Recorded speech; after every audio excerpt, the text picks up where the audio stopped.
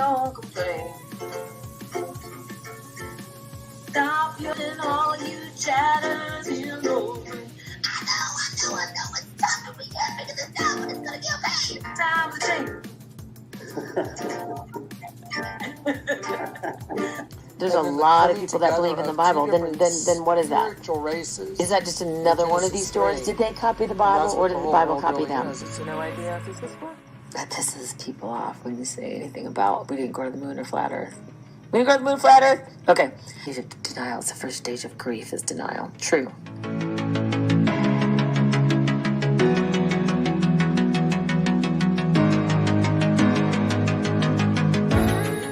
Really? Would a woman say that? Well, that's part of it as well. That makes you feel, whether it's your husband, your wife, your kids, they're going to remember this. And so all of us remember that Mandela didn't die. And the reason why it is the frequency of love, it's the common factor that... Who gets the house? Who gets the basement in the divorce? That's what I want to know. The moon, every freaking 4 days, it's a super blood wolf, crazy green, yellow, blue, purple moon. My career would be over if I did that. You see how it's a different game with different choices? This is so much like the simulation we live in right now. I have an experience like where the world's been in lockdown and there's military coming in the residential streets, and I was...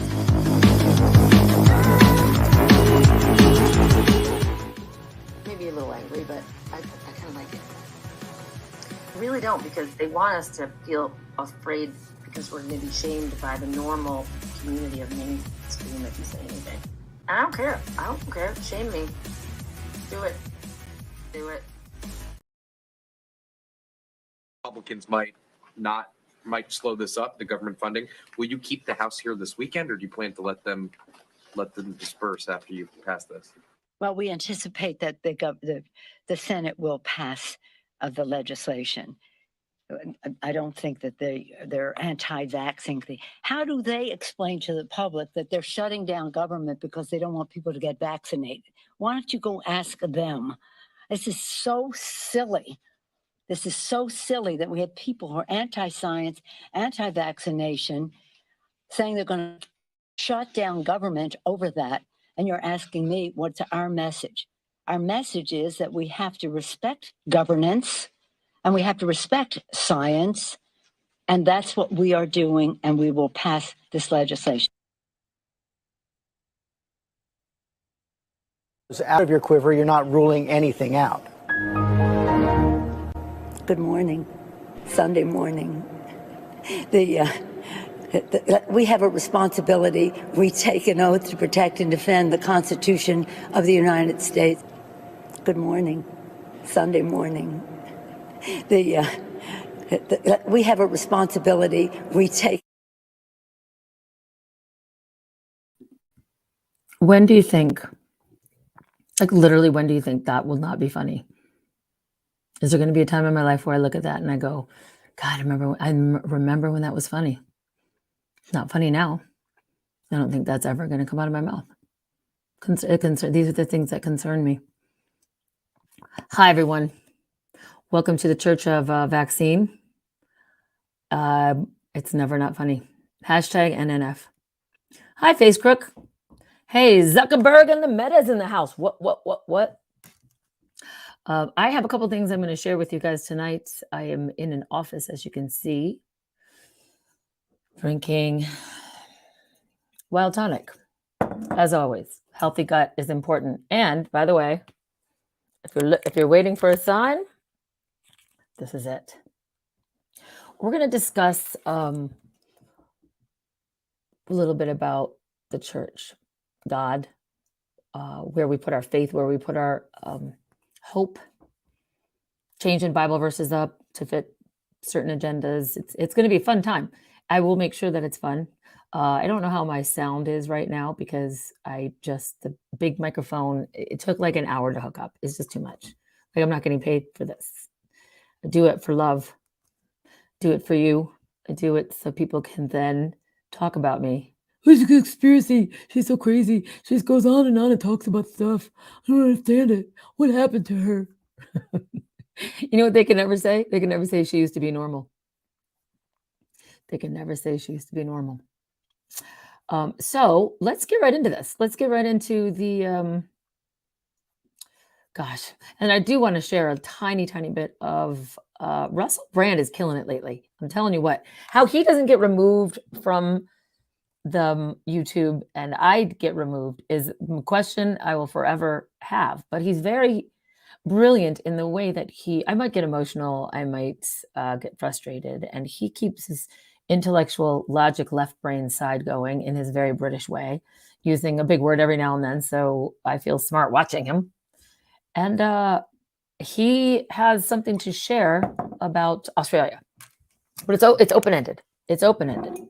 So we're going to talk a little bit about that. We're going to talk a little bit about this. I'm not going to say the word, but I'll give you a hint from this song and tell me if you can figure it out.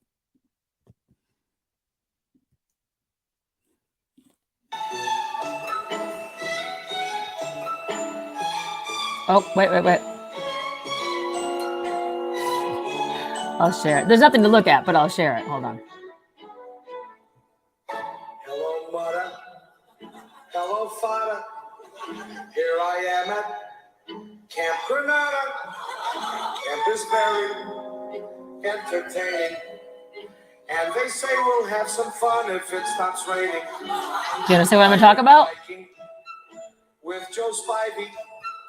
Develop poison Poison. ivy. You remember Leonard Skinner. He got ptomaine poisoning last night after dinner. All the counselors hate the waiters, and the lake has alligators, and the head coach wants no sissies. So he reads to us from something called Ulysses. Now I don't want, this should scare you, but my bunkmate has malaria. You remember Jeffrey Hardy? They're about to organize a searching party. Take me home, oh mother, father, take me home. I hate Granada, don't leave me out in the forest where I might get eaten by a bear. Take me home, I promise I will not make noise or mess the house with other boys. Oh, please don't make me stay. I've been here one whole day. Dearest father, darling mother, how's my precious little brother? Let me come home if you miss me. I would even let Aunt Bertha hug and kiss me. Wait a minute, it stopped hailing. Guys are swimming, guys are sailing, playing baseball. Gee, that's better. Mother, father, kindly disregard this letter. So I don't know if you guys know this. This definitely will age anybody that knows the words to that song, but I used to know every single word. That actually was funny back in the day. People, do you hear that they were guffawing? Nay, I say, laughing very, very hard.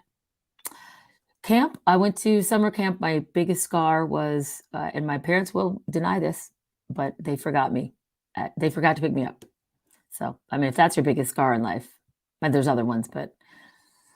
So speaking of camp, I'm going to get to church in a second. We're going to kind of end with church, the church of the vaccine, or the whoopee cushion, as I like to call it with hobo code, because apparently you, as Russell Brand will now so brilliantly illustrate in his little 2-minute inquiry about summer, winter, all year round camps in Australia right now.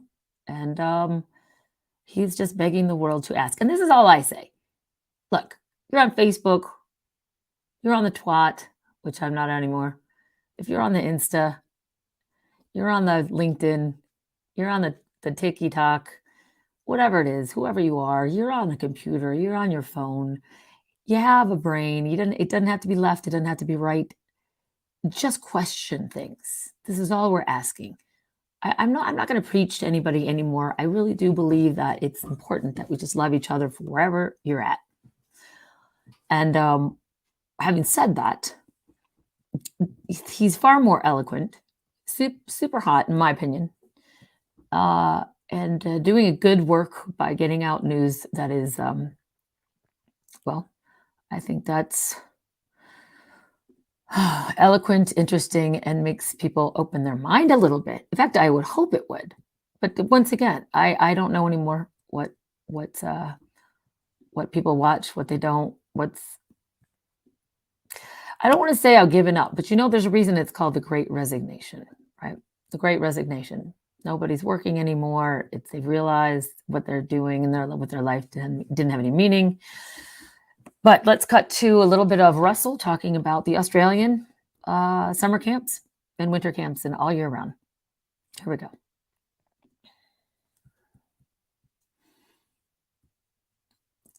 Start here. I suppose that you can't move a muscle. That's some of the questions. If you're in the UK between January and 2022, come see me. It would be great.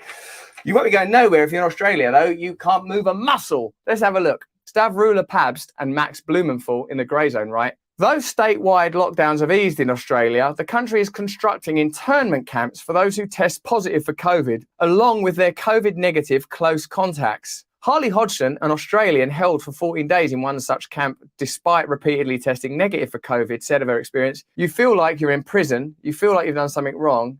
It's inhumane what they're doing." Sorry, just have a quick comment. Harley Hodgson,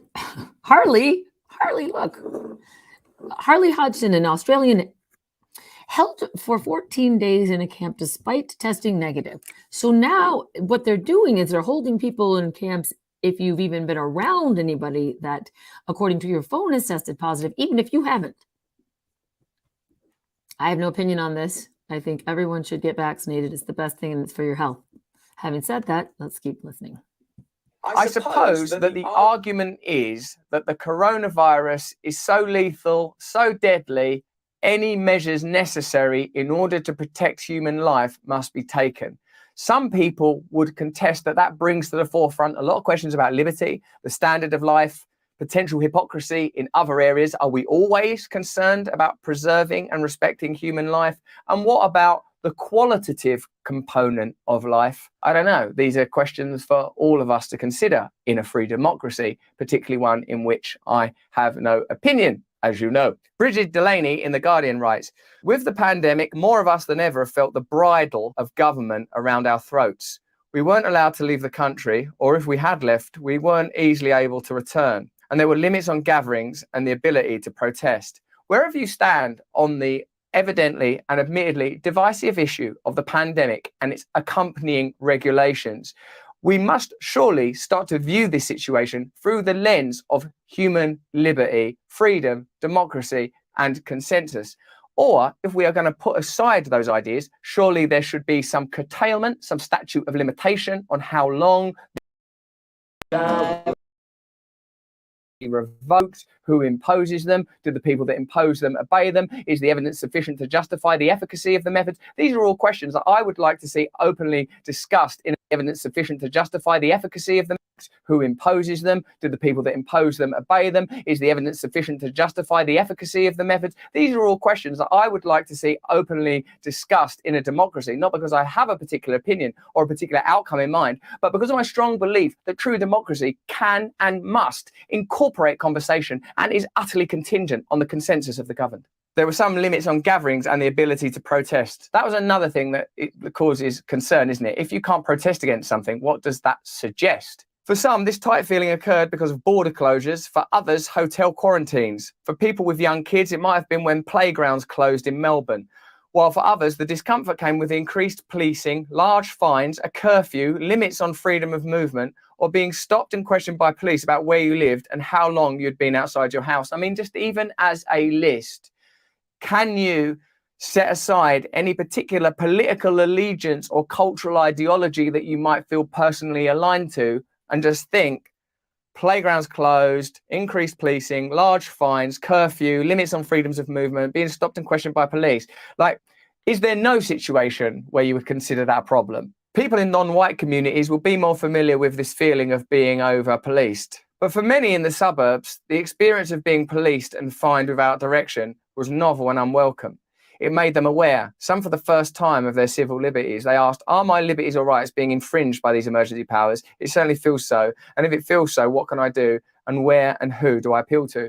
Again, democracy suggests that the institutes in place that are funded by us, which are voted for by us, are beholden to us and will respond and engage in discourse with us. Not like is going on in my country. You have people turn up on the news behind a podium in a mask behind a screen or whatever and say, yeah, you're going to have these lockdown regulations, only to learn that they're not obeying them themselves. Then in America, there's loads of examples of people in positions of power, California governor having parties and, oh, we were wearing masks or whatever.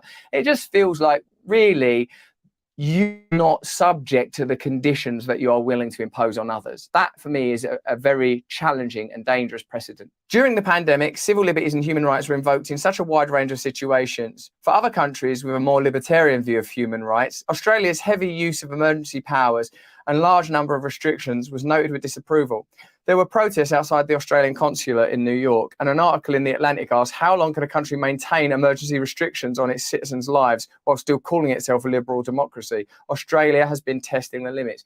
Are you in Australia? Is that how you feel? Are you an Australian abroad, unable to go back home? Do you love and care for people in Australia? I'd put myself in that category and have concerns on that basis. Are you concerned that this is some kind of globalist pilot scheme being checked out in Australia, a more manageable and geographically dislocated population, so that it can later be enacted in other civilizations with the proven efficacy of the ability of the media to manage the situation and suppress protest? Whichever of those categories you fit into, it's certainly worth having a conversation about it. Australia's established human rights and civil liberties groups were busier than ever, but also coming under fire for not doing enough. In May 2021, the Sydney Morning Herald ran an article headlined, "Missing in Action, What Happened to the Civil Liberties Movement?" Journalist Osman Faruqi, who collected data during the pandemic on over-policing, said, in the first 12 months of the pandemic, there was so much anxiety and fear, but the thing that surprised and disappointed me most was that there wasn't a greater pushback on the restrictions without clear health advice, like the curfew.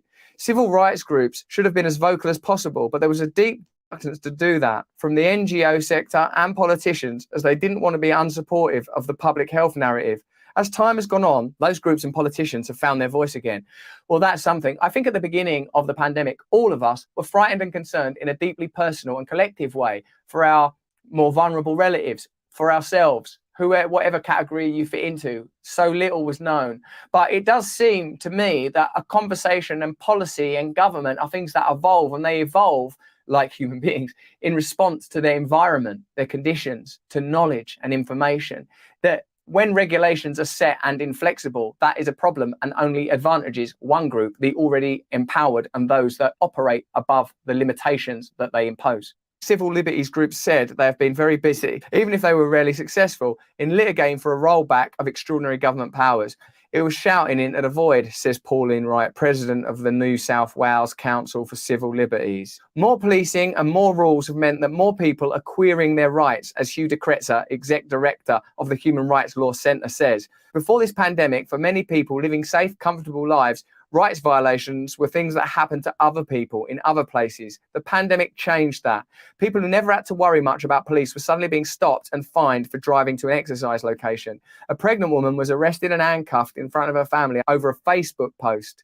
Many people have had a taste of the kind of policing that Aboriginal people and migrants have been experiencing for decades. Perhaps all of us live on a kind of scale of privilege. Certainly many people offer this argument. I recognise as a person with access to financial means that if something happens to me, for example, let me take a pretty ordinary example. If I get a parking ticket, it ain't the end of the world. That's like at the ordinary level of the difference between not having money, like how when I was born, and having money like I got now. So I can see, I remember when I was poor, shit, you best do what you're told. I remember that feeling, or you've got to stay well out of the way.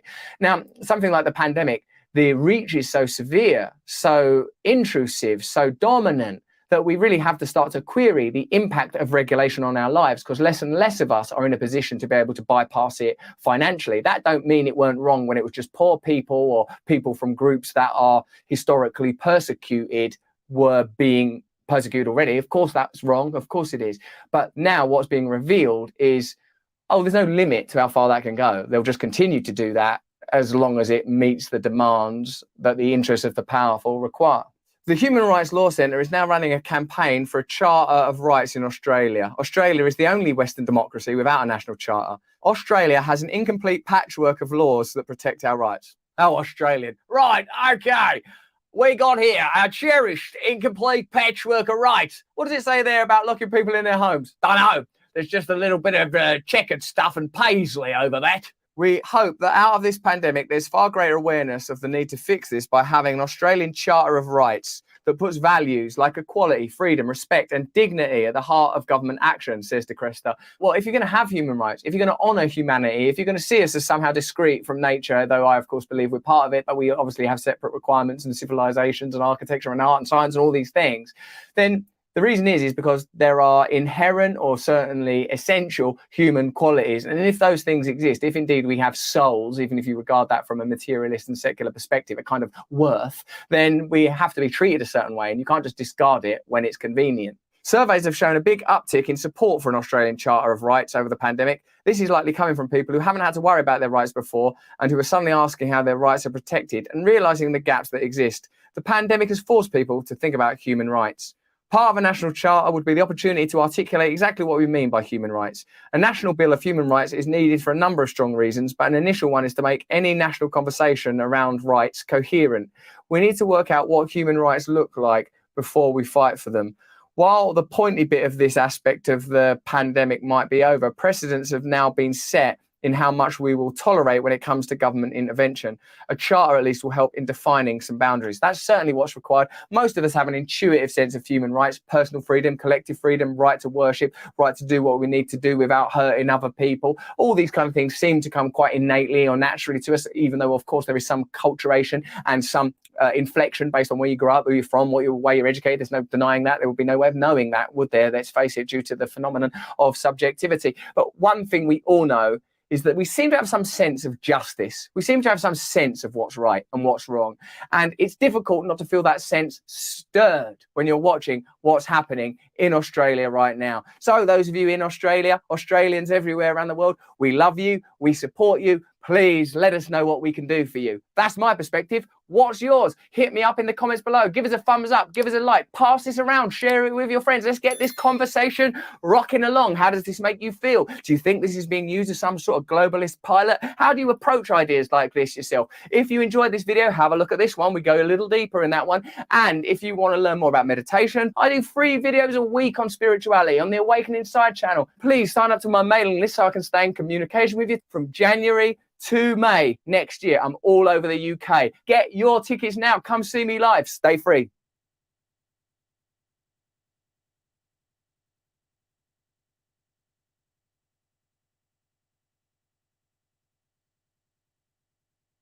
When advertising on YouTube, I know that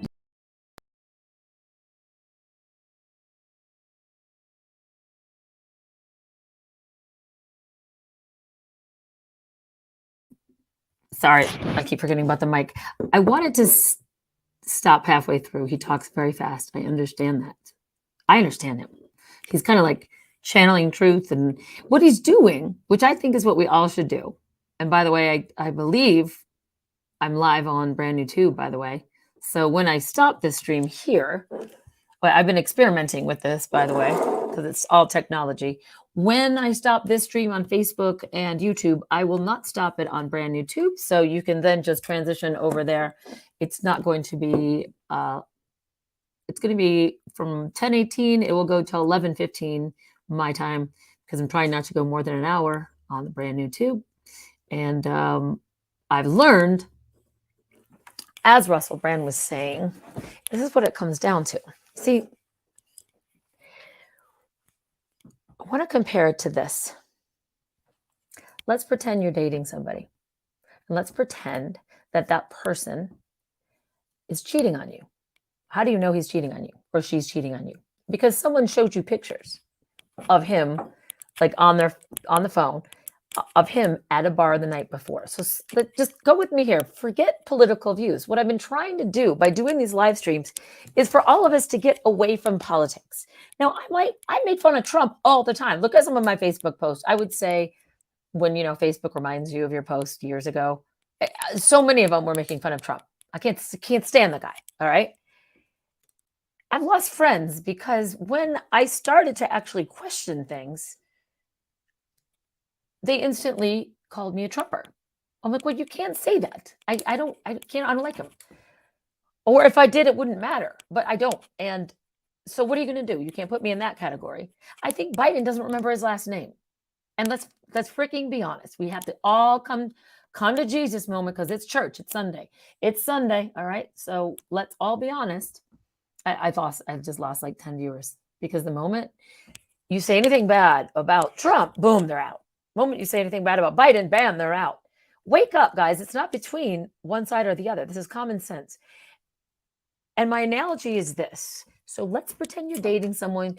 Your friend tells you that they're cheating. I've had this happen, meaning I was the one with the pictures of the guy cheating on my friend. Pictures, like on my phone. And what if, when you told your boyfriend, your significant other, that you had proof that he was cheating, and he said, you're not allowed to discuss that. You're not allowed to question. What do you mean I'm not allowed to question? You're cheating on me. And I can't ask you where you were last night? The moment I ask you where you were, you're going to silence me? That's called abuse, actually. Control and abuse. If you cannot question the narrative, how do we learn? When I question things, I learn. I question something, and a lot of times I'm wrong. What? Yes. But if you find out that your boyfriend or girlfriend is cheating, and when you just want to ask where you were last night, and they say, not only just say you're not allowed to speak about it, you can't even say the word cheat. You need to use hobo code.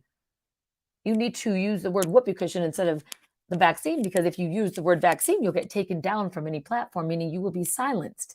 So if you're in a relationship, meaning let's just say with your boss, and your boss is doing some, let's say, not such good things with the female, and the moment you question it, you are threatened to be fired because you question it. And he mandates that you don't question it, and that you take whatever he tells you to take. I've learned a very hard lesson about when I go out in public, not to leave, it's not a cup, but not to leave my cup not covered. Why? Because I don't know what will go in it. And if I go to the bathroom and someone slips something in my drink that I don't know what's in it, I don't want to put it in my body. And if I question what's in the drink, if a bartender's making me a drink and I question what's in it, and they go, nope, you don't question. Going to be removed from YouTube if you question. I'm going to lose my job, most of my relationships in my family, if I literally ask a question. Why aren't we allowed to have discussions? That's all Russell Brand is saying. I have no opinion whatsoever, as you know. I'm just sitting here, I don't know. I'm just helping other people have opinions. I don't feel anything, but get 400 jabs. In fact, if Santa comes down your chimney and gives you 18 jabs, take it. I don't care anymore. So don't put me in a category. I'm for or against it. You know what I'm for? Sovereignty of my own body and listening to my intuition, which I think we forgot about, because I think we're kind of getting programmed a little bit. Of course, I'm going to go fuzzy on YouTube because I'm speaking to truthists. And when someone speaks the truth, it goes blurry, right? Well, let's see if it's weird, because it doesn't get any higher bandwidth than where I am right now. Like, I am next door to the Vanguard office. Not gonna lie. If you know anything about Vanguard, do your research. There's 2 hedge fund companies. BlackRock, Vanguard. Get internet. Buy Vanguard. Right over there. All right. So, is it still blurry on the YouTube? Anyway, I was just giving an example, and I think Russell Brand explained it well. I do know he talks over most people's head because of the accent and because he talks fast, and most people have the attention span of a squirrel. So, sorry about that.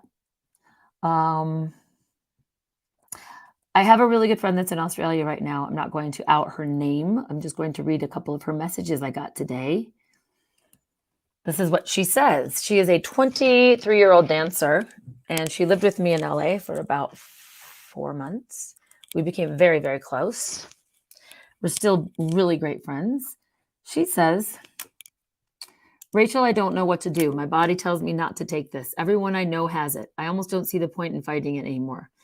If a date was set where the jab would matter for travel anymore, or dance contracts, because she's a dancer, I would feel better. All I know is I have basically no life right now. I don't see the point in living. They already said we would be free on December 1, and now they pushed it to December 15.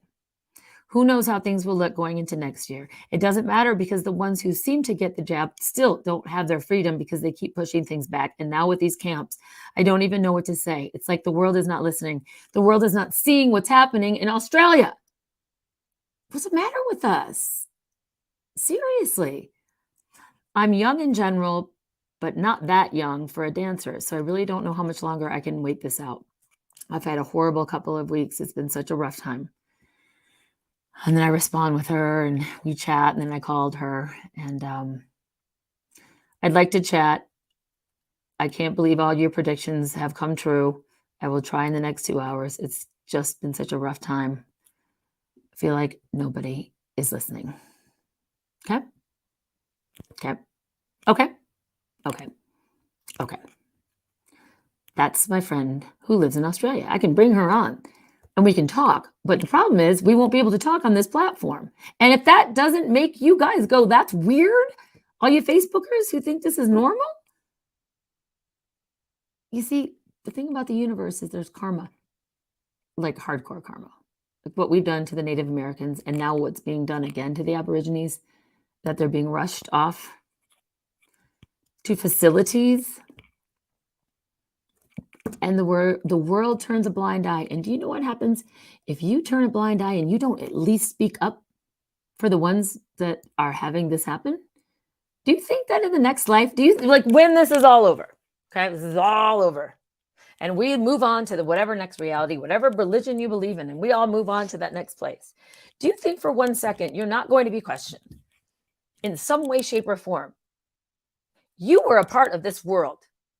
You had a girl in a cowboy hat saying, if you're waiting for a sign, this is it. On her t-shirt.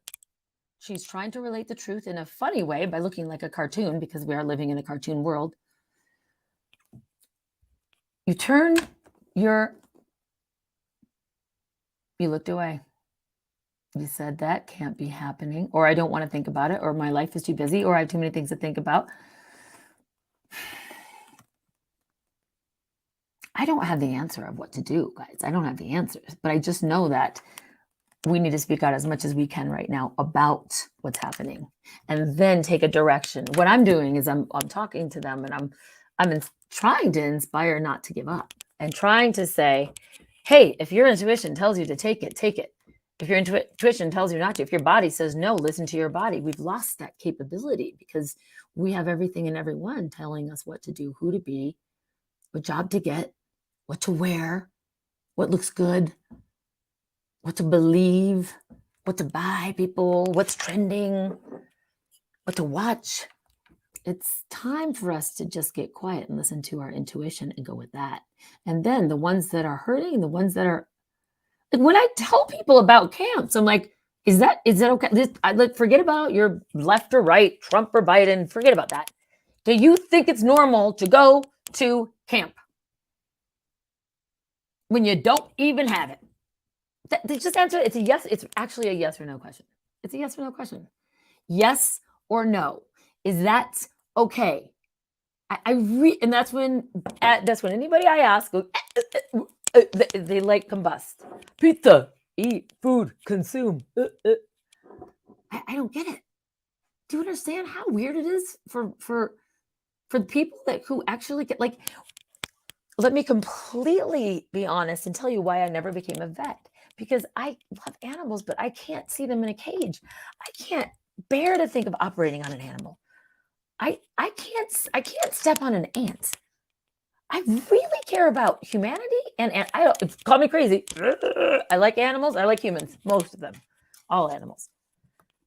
I can't look at an animal in a cage. I can't go to the Humane Society. I can't even volunteer because I cry. I'll go home and cry all night. It's so hard to see an animal in a cage, but it's okay for us to know that human beings are being shipped off right now. Right? It's not a fucking conspiracy. It's happening right now, and that's okay. All right. So all I'm asking is question, because this life doesn't end here. It continues. Your spirit continues. And maybe in the next life, you might be questioned on why you didn't do anything or why you remain silent. That's all I'm saying. Is it's important right now. And so when people are like, well, why do you keep doing these videos? Just give up. You're never going to wake people up. It's too late. Because I can't help it. When I know an animal is suffering, I need to do something. I need to go, hey guys, let's get some awareness over here. There's animals being hurt. Let's, I don't know how not to. And when you have the human spirit, which hopefully a lot of us will keep, you do actually care, and it hurts to see people hurting. And you want us to come together. And it's like, we don't have to do a lot. You know what we have to do? We just have to not consent. It's that simple. And because I'm saying this, don't put me in the Q camp, but the other Q camp, this Q camp. Figure it out, and then it's the 18th, and then it's the report, and then it's Bill Barr, and then it's Christmas, and Barr's gonna unleash it, and then it's this guy, and he's got a letter, and it's up his ass, and he fucking put it in a secret box, and he's gonna reveal it underneath the rock, and he's got a sword, and it goes in the stone, and everything will be unlocked, and fucking this gremlin has the key, and the key goes to the box, and the box goes to the tree, and you get on the tree, and you fly to the moon, and there's an alien there on the other side, and they communicated with fucking Pompeo, and Pompeo has the note, and the note's in the square, and the square's in the envelope, and if you open the envelope at just the right time, then the military will come on Black Hawks and fly down and fucking clap everybody. Pelosi goes to the fucking jail cell, and everything is fixed, and Trump rises again. Maybe, I don't know, Bill. Maybe. I don't fucking know, dude. I don't know. But we just found it on Twitter. It was on Twitter because this guy it out, and then it's That's still never not funny. It's never not funny. Hashtag NNF. Now it's a sharp stream all of a sudden. Hashtag never not funny. So just because I'm talking about Q camps, I'm not talking about that kind of Q, okay? So I just want you guys to be aware, and I want everybody to please fight for the ability to speak and have a conversation. And don't be afraid to have conversations. I had 6 people today I was hanging out with for my job. And one was worked he was a manager of a pharmaceutical. It's hard for me to even say it. Pharma-magical. It's okay though. He was able to have a conversation about it. 3 people were jabbed. We were able to have a conversation about it. Can you imagine that? And we all still laughed. We all still sang songs. Everything was fine. But what was beautiful was, I think we need to bring back the time where we all were able to dialogue about this and not feel afraid of being put in a camp. That used to mean politically. Now I mean actual. That's actually funny. We used to be afraid. Don't put me in that camp. Don't put me in that camp, literally and figuratively. Don't put me in a camp, no matter what. As a kid, I was left at camp. I loved camp, though. When I went to camp, I really did. I loved it. I didn't even want to go home, so I was fine. But left camp, right camp, quarantine camp, whoopee cushion camp. Oh, and now back to fuzzy. Because you talk about it, and all of a sudden it gets fuzzy. Does it really? Did it really all of a sudden get fuzzy? Well, that means we need to cut to Let's cut to, this is called switching up your emotional vibration. It's a psychological trick that they do on us, and I'm now doing on you, because I'm doing it in a positive way and they do it in a negative way. I'm hungry. Are you guys hungry? Do you guys want something to eat? Like, what would you guys want? Like hamburger, hot dog? Hot dog? Did someone say hot dog? Bam. I'm a hot dog. Bam. I'm a hot dog. Bam. I'm a hot dog. Look at me. Look at me. Bam. I'm a hot dog. Bam. I'm a hot dog. Bam. I'm a hot dog. Look at me. Look at me. Look at me. Look at me. I'm a hot dog. Bam. I'm a hot dog. Bam. I'm a hot dog. Bam. I'm a hot dog. Look at me. Look at me. Bam. I'm a hot dog. Bam. I'm a hot dog. Bam. I'm a hot dog. Look at me. Look at me. Look at me. Look at me. I'm a hot dog. Barely can even volunteer because I cried. Sorry. Oh, God, so got caught. I was looking at the stream and see if it sounds bad or good. He knows if you've been streaming. He knows if you. Anyway, getting a little goofy now because we got to keep the vibration up no matter what. I'm going to share with you what I believe is true love, just to divert before we go to church. We're going to go to church at 10 in 10 minutes. See, I have a log now. I'm getting a little more organized with my live streams. Still run late because I got a job. But yeah, 10 minutes we're going to go to church. And by church, I mean the Church of Kamala. Don't put me in a political camp or any camp. Please, please, please. Oh, I got to write a song called Don't Put Me in a Camp. Ken? Harley, write it down. Send me an email so I don't forget. Write a song about, rewrite the lyrics to Camp Granada. Send me an email because I forget these creative, brilliant moments when I'm live streaming and then it never happens. Okay, so right now we're going to, just so you guys know what's happening in the next 20 minutes, so you don't think I'm just going to ramble. We are going to, whatever, too much. 10, 11 minutes, 30 minutes. It's going to be about 11 minutes. We're going to hear the Church of Kamala, and then we are going to hear Washington University students have created Faith in the Vaccine Ambassadors, and you can apply now.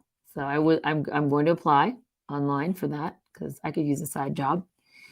And we are also going to be looking at a great Christian article where two or more are vaccinated. Advice for churches in 2021. So let's rewrite the Bible, and where two or more are gathered, but that doesn't happen with the COVID. So where two or more are vaccinated. Advice for churches in 2021. So we're gonna just go to church there. And it's going to be fun because it's Sunday. And for anybody that does not realize that it is Sunday, might not be Sunday morning, but it is Sunday. And one day, just one day, I pray that this will not be funny. It's out of your quiver. You're not ruling anything out. Good morning. Sunday morning. We have a responsibility. We take an oath to protect and defend the Constitution of the United States. Good morning. Sunday morning. Mobilize true international effort to pressure. What? I'll lead an effective strategy to mobilize true international effort to pressure. I'll lead an effective strategy to mobilize true international effort to pressure. I could not agree more. We do need a strategy to immobilize true international pressure. I don't see why people make fun of that. 3, 2, 1, kick it in now. Step 1, Train the people only to consume. Step 2, infiltrate adults with the news. Step 3, indoctrinate the children through the schools and the music and the apps on the phones that they use. Step 4, separate the right from the left. Step 5, separate the white from the black. Step 6, separate the rich from the poor. Use religion and equality to separate them more. Step 7, fabricate a problem, made a lie. Step 8, put it on the news every night. Step 9, when people start to fight and divide, take control. This is called situational design. I hate that I cut off the last part because it was the rhyming part. Situational control is what it's called. So before we go to the church, there is no such thing as time. You're right. Roaming Robert, there's no such thing. His falling down the stairs memes were great. I haven't said it highly, but then I kind of, like, once again, I have compassion. Like, I really do feel bad for the 4 people that are playing Joe Biden right now. What? It's sound? What's wrong with the sound? Sound doesn't work. I don't have a team of people to know if my sound is working. Oh, God. Ugh. Don't understand. It's like to be one-man band. This is actually... Look how I, like, jimmy this up. Like, this is actually a microphone that it's a lavalier, but if I put it here, you don't hear anything whatsoever. Roaming Robert just keeps going, sound! Now he's shouting sound at me, but you're not saying if the sound is on or the sound is off. Sound! Okay, Roaming, you say no sound, and then No Future and More says there's sound. This is why I need an assistant. I really do. And not a virtual one. This is why I need an assistant. I really do. Okay. So on YouTube, there's sound. So if there's not sound where you are, Roaming Robert, I would get your ears checked. You know what I mean? It's pretty soon. You get robots in your ears. You can do the whole Neuralink. I hear you. Sound good. Sound good. No blurriness. Sound is fine. I'm worried about Robert. I'm worried about Roaming Robert. Robert, why don't you roam to a store that can get you a hearing aid? How about that? I'm kidding. You know I love you. I have to make fun because otherwise I cry. Laugh or cry. So with the people I was hanging out with today, and I would really absolutely love at one point to share, and I'm going to make this a part of my daily blog post. What is that, Rachel? Is that swag? Yeah, it is. I'm not going to sell it to you guys either. Not what I'm here for. But this is a journal. And so when I bring someone on one of my divine detours, like today, I'm going to write in my journal what I learned from the tour on my divine detour. And I learned a few things today from the 6 masters that were in my vehicle, because I am in the best school of life. I get to be and spend 5 days, it feels like 5 days, 5 hours with people from all over the country, young, old, vax, not vax, Republican, Democrat, black, white, you name it. And you do understand that by like Vineyard 4, because by the way, I do wine tours now. I've started my own company. Yeah, what? Come on now. Called Divine Detours, because to get a little bit spiritual with y'all, God, my boobs look good in that though, doesn't it? That's why it's fun to be a cartoon. Make the boobs bigger. I say, I'm kidding. Oh my God, it's a cartoon. Oh,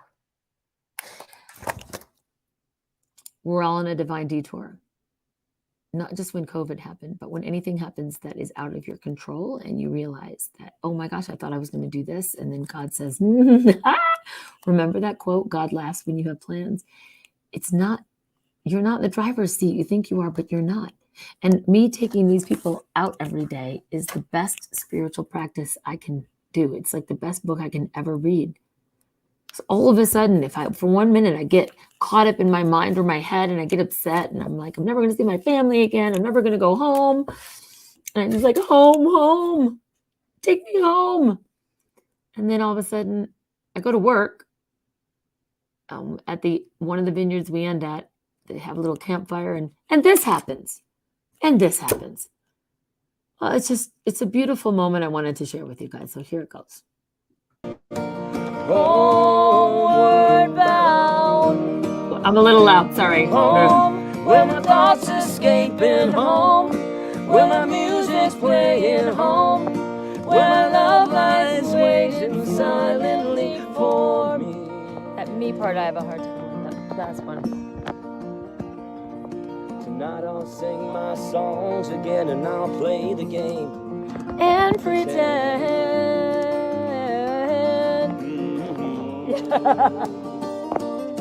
And all my words come back to me in shades of mediocrity, like emptiness and harmony.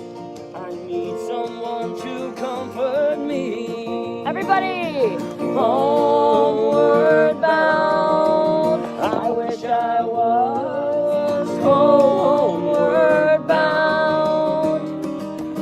Home, where my thoughts are escaping home, where my music's playing home, where my love lies waiting silently for me.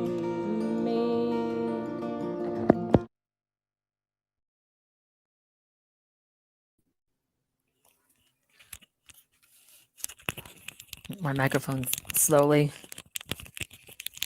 finding its way to. This is just. I was singing. I started to sing with the video of me singing with that brilliant ascended master who's playing that guitar so beautifully. I spend about now when I wake up. Oops, sorry. When I wake up in the morning, can't see it. Where is the microphone? Right there. So when I wake up in the morning, I spend the first 10 minutes. I set my alarm and I spend the first 10 minutes looking into my dog's eyes because I've tried to meditate and it's not working. Okay. So it doesn't matter what book I read about meditation, I cannot do it. Okay? Deal with it. However, when I look into my dog's eyes, I'm going to recommend the way to meditate for anybody and everybody is to look into your dog's eyes or your animal's eyes, or might I say your significant other, but then you might start to have sex and then that's not meditation anymore. I don't think. I haven't looked up, I haven't Googled it, but I don't think once you go take it down there, you know what I mean? It's just not. So I'm just going to show you. I look into this dog's eyes and I do it. And I set the timer with the Alexa. Hey, if they're going to use me, I'm going to use them. So I'm like, Alexa, set the alarm for 10 minutes. And I just stare into my dog's eyes and I scratch her belly. And, I get into such a place of ecstasy and love by looking into this dog's eyes. I just don't even know. I don't understand it. It's beyond. There's a reason that God, spelled backwards, is dog. And by the way, if Harley is still here, I just want to say I'm so unbelievably sorry. I actually cried for about 10 minutes thinking about you and your dog. And I'm really, really, really sorry. And I meant to say something earlier. If you're still here, I know more than you can imagine. And anybody that's lost a pet, Harley has had to say goodbye to the love of his life. And that's why he's, the fact that he even showed up tonight means a lot, because when you lose an animal, it doesn't even compare to humans. I'm sorry, guys. I'm sorry. Maybe this will make you kind of smile.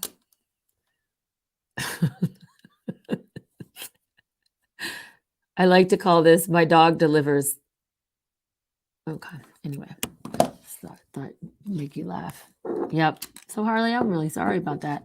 I don't know what to say. There's no words. It just fucking sucks. But if you can say his name in the chat, we'll give a shout out to his spirit. Because I always say this: when you lose an animal or a person, I'm like, animal or a person, you have an angel. Like, you literally have an angel. I do believe that they turn into your angel and they watch you and they take care of you. And they're just in the next room, by the way. And if you ask for a sign, you will see it. You will see it. Oh, preliminal. And some people don't like cats because they're just like, I love you, but I need to be over there. It's a projection of where we're at, maybe in our evolution. But oh, well, okay. Well, there you go. I thought she died and she didn't. So she's fighting it. Whew. All right. Well, good. Her spirit is strong. Her spirit is strong. So, this is, I love cats. I love dogs. Don't put me in a camp. I'm going to write a song called Don't Put Me in a Camp. This is the impression of the cat my parents have adopted. I had no say in it. I picked every animal that my parents have adopted. Not every animal, but every cat. I got to pick the cat. My parents decided to pick a cat without me. Well, when you pick a cat without Rachel and her animal intuition, this is the cat you're going to get. Mother, I crave violence. Mother, I crave violence.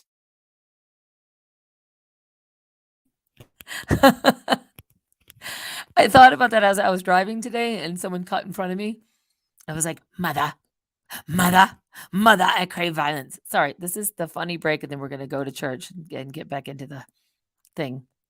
But sorry for the swear words. Anyone on there's 7 people on Facebook, more people than I've ever seen on Facebook ever. With my 5,000 friends, the Illuminati Meta is letting 7 of them see the stream. If you're happy and you know it, what do you do? If you're happy and you know it, what do you do? If you're fucking happy and you motherfucking know it, clap your motherfucking hands. If you're fucking happy and you motherfucking know it, clap your motherfucking hands. If you're fucking happy and you motherfucking know it, and you really motherfucking want to motherfucking show it, if you're motherfucking happy and you motherfucking know it, clap your motherfucking hands. Okay. Hey, did you want my attention? Sorry, was being like this not close enough?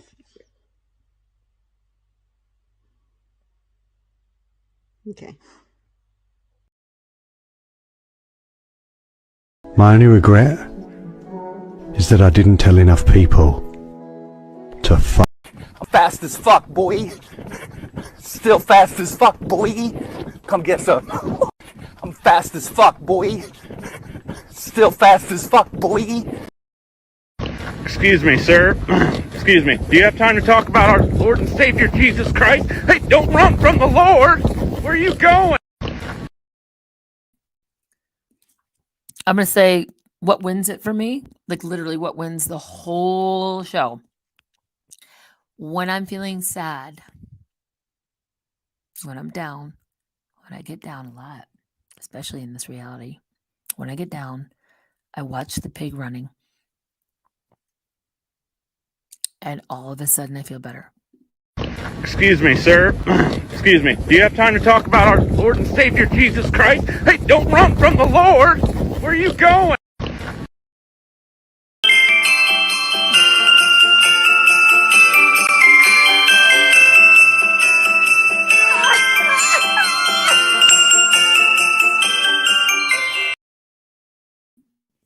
Come. That was the funny, goofy part. Because you can go on the YouTube, you can go on the Rumble, you can go on the BitChute, you can go on the brand new tube. You don't get funny. You get a lot of, we're going to die, the vaccine people, conspiracy, Illuminati. You don't get funny. And you know what wins the war? Funny. Sorry, but it will make us win this war. Okay?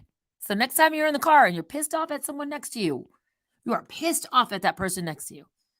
And you're swearing in your car and you're getting, and it ruins your day. Ruins your day because the guy in the car. I want you guys to do this. I want you to do this. Okay?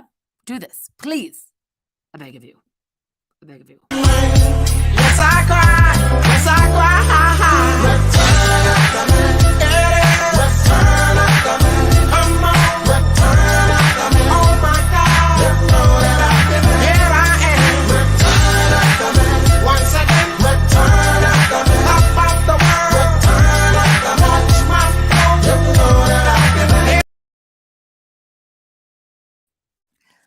Honestly, for 1 minute, for that 30 seconds, I felt like I was a DJ.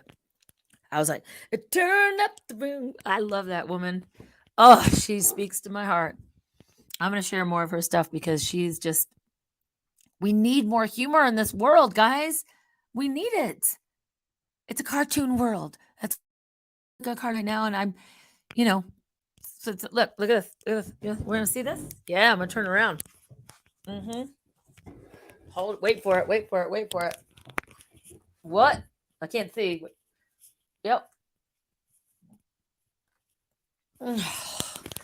They were supposed to put that on the front of the shirt, but they didn't. Doesn't matter. So, looking for a sign. This is it. Oh, Taz. It's all I ever do in the car. That's why I looked at her. I was like, she's my soulmate. This is what I did today.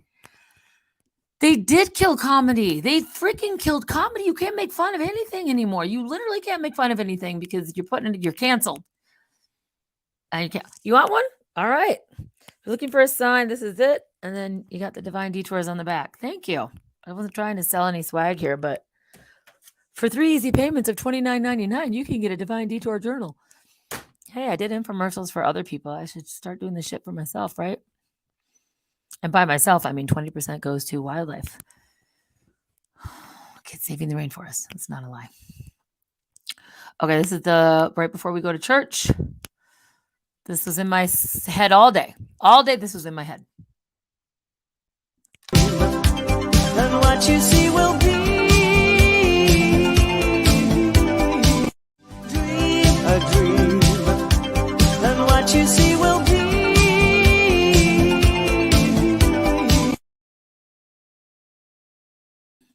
So I know that's like a funny little bit. Taz, I will say, don't say send me a bill. Are you kidding me? You're one of my top subscribers. I'm not fucking charging you. I will send you this t-shirt. And you know, it's super comfortable too. It's one of those it's not one of those ugly like boat necks, super tight. You don't feel comfortable. You buy it at like a fair and then you go home and you're like, why did I buy this t-shirt? Maybe I'll sleep in it. And then you sleep in it and you're like, it feels like cardboard anyway. So I'm just trying to get rid of all the people that that don't want to come to church. So I'm kind of waiting for the numbers to go down and they're not. Oh God. Taz. Patreon. She keeps trying to convince me to plug my I have to be more motivated by money. I know that about me.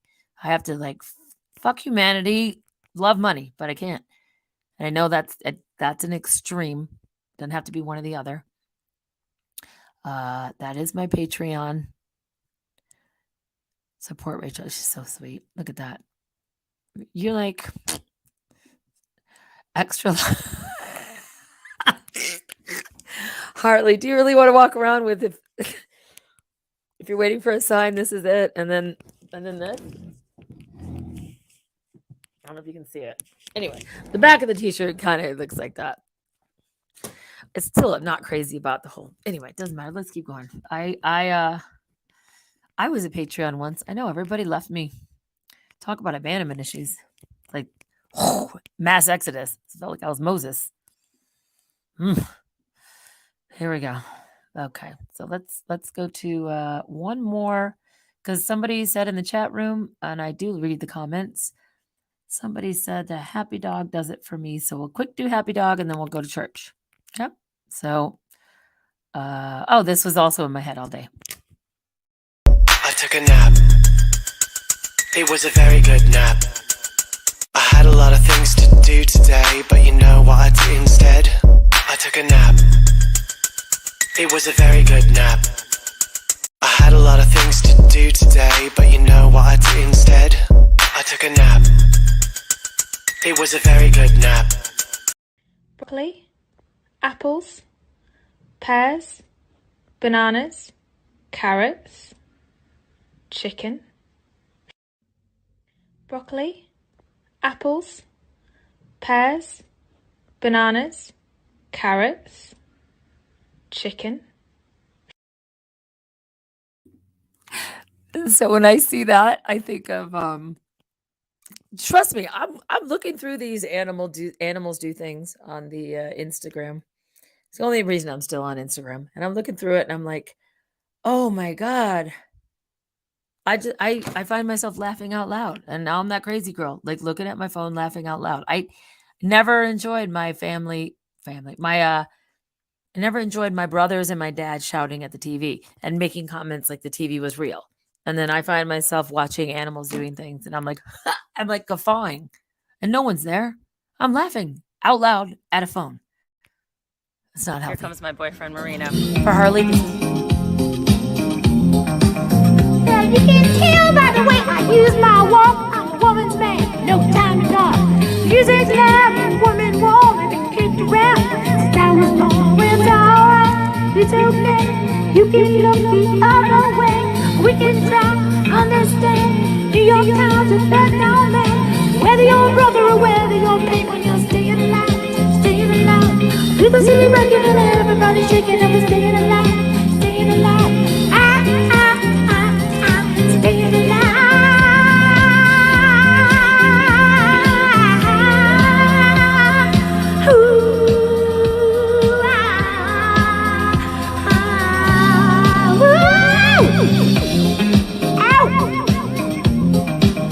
That's right. So, truth be told, that was like the last couple of episodes of Wildlife Docs on ABC, and there was a penguin, and I kind of fell in love. Could have been his tuxedo, I'm not sure, but then I saw him walking, and I was like, I have got to put that to in your head, probably not your head, and anyone who's creative's head, and they see something like that, and they're a comedian, they're like, it has to happen. So I had to put it to that. Anyway, this is for you who said you needed to see the happy dog. Here we go. Happy guy. Oh, just a happy guy. Oh, just a look at that, the happy dog. Oh, just a happy good my happy guy. Oh, just a happy guy. Oh, just a look at that, the happy dog. Oh, just a happy good my. Okay, so I would just encourage people to go to Brand New Tube and just be ready for that. I have not watched the stream on Brand New Tube because I know right now on Brand New Tube couldn't be earlier. I don't even know who would ever be watching a live stream at this time in the morning on Brand New Tube. There's just no possible way anybody would be up this early, but apparently there's already 81 views. And I just don't. Thanks, Rachel. Good to see a like-minded soul who knows how to laugh at tyrants. Awesome. I already got a comment on Brand New Tube. I'm sorry, it's in the middle of the night on brandnewtube.com. That's a freedom platform that I will be in the new year doing a weekly podcast, and I'm very excited about that. So I would encourage anybody who's watching this. And Face Crook, if you guys are watching, it's not meta. It's not meta. Meta, I don't even know her. That's old school humor. You can't. I mean, just be prepared, because I will. It's like on the second video I share, I will be ending these streams and not ending and I haven't ever done that. I haven't actually ended the stream and kept going on another stream. So this is an experiment, kind of like, kind of like the whoopee cushion. Kidding. I love vaccines. Get as many as you can, especially before Christmas. 2 for 1 on Amazon. Oh, Lord. Okay. Oh, that's true. Well, yeah. Well, okay. So here we go. We're going to transition right now and I don't know if I'll get in trouble, so I won't play too much of this, but I kind of wanted to start with this because they get it right every single time. And if I turn it into a reaction video, I've looked this up on the YouTube and the Meta, and I've checked in with Nibiru and the AI. And apparently, if you comment on a video, it's called a reaction video, and you won't get a copyright strike. So that means if I share a video, like a South Park video I'm about to share, I need to comment on it in order for it to be. Therefore, there should be no copyright strikes because it is a unique creation of my own. And by the way, I just want to say this is all. I have no opinion about anything other than I love the Illuminati. The World Health Organization is amazing. They have made so much money off of this thing that starts with a C, ends with a D, has an OVI in the middle. And I'm happy because I invested in Pfizer and Moderna. And so what? Yeah, this is just my third house in France I'm at right now streaming.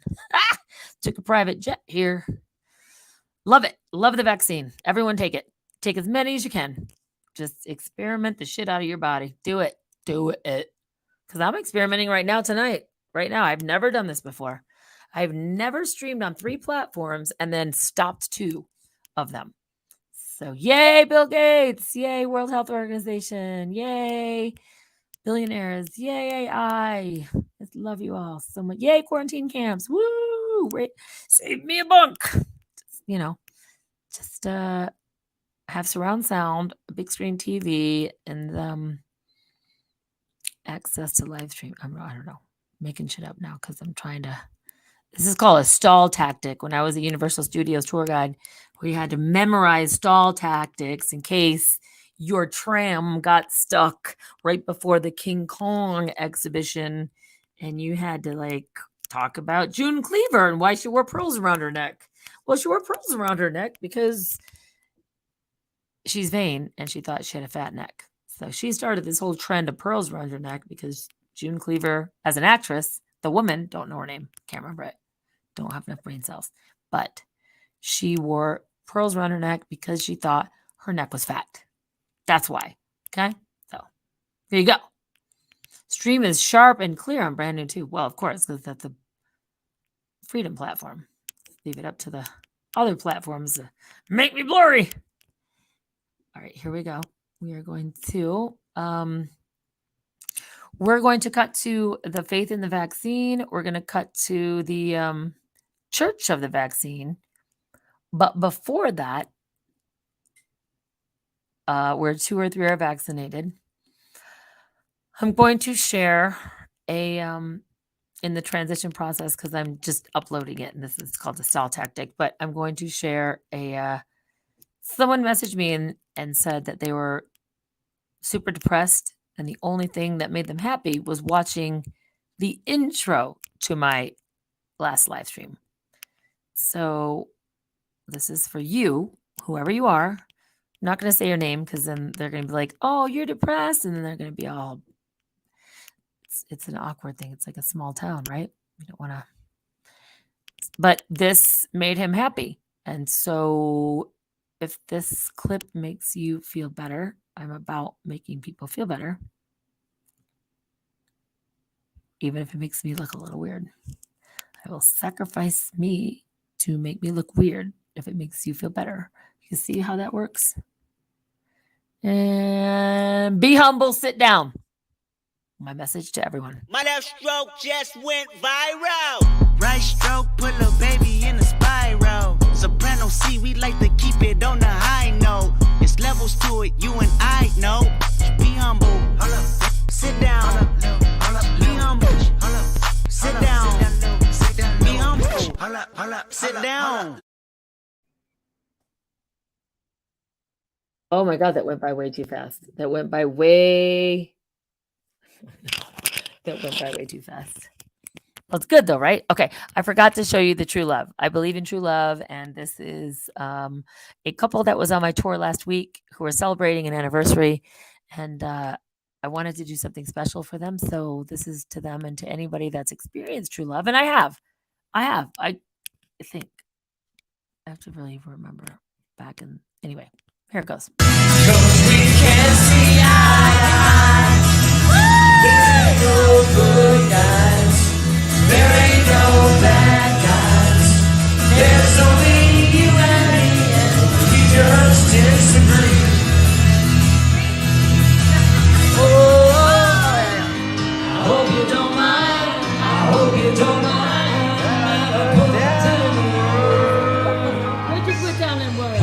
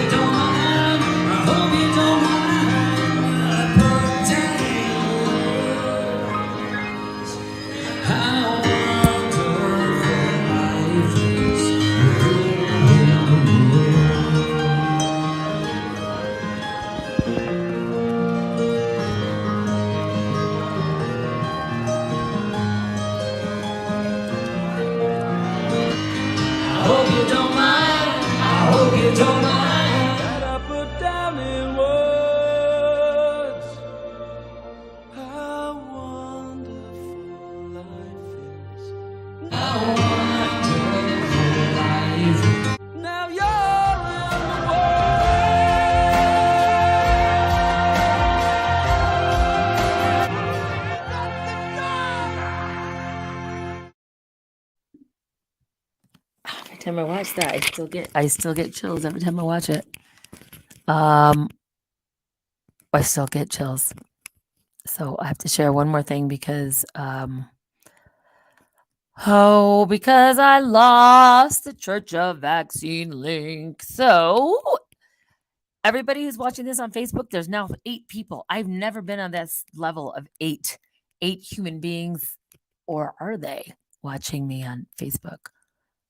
This is a very exciting night. It feels like we've broken barriers, all of us together. It's an hour and 16 minutes, and it's going to end in 20. It's going to be a very short live. For me, that's a short live stream. So Facebook, if you're here, the twat, you don't get me because we broke up and we're never getting back together. And YouTube, understand that if you're watching me, there's been a moment in your life where you've spoken to your family, whether you're a Republican or Democrat. Stop it with the camps. Stop it with the camps. It's not a right. There's not a left. Not a right wing or a left wing, because a bird, and I know this from being an animal person, you need both for the bird to fly. So stop it. But appreciate the fact that all of us have gone through this moment, speaking to our family or friends about what we really feel and think. And it's like we're exposing ourselves. We're like, so I really think this. Are you okay with it? And then you just you expel the gut and the heart and the soul. And this is what they hear. And I just shared this because I want you guys to understand it's not their fault. Stop blaming everybody else. It's not their fault. They don't speak the same language. This is what they hear.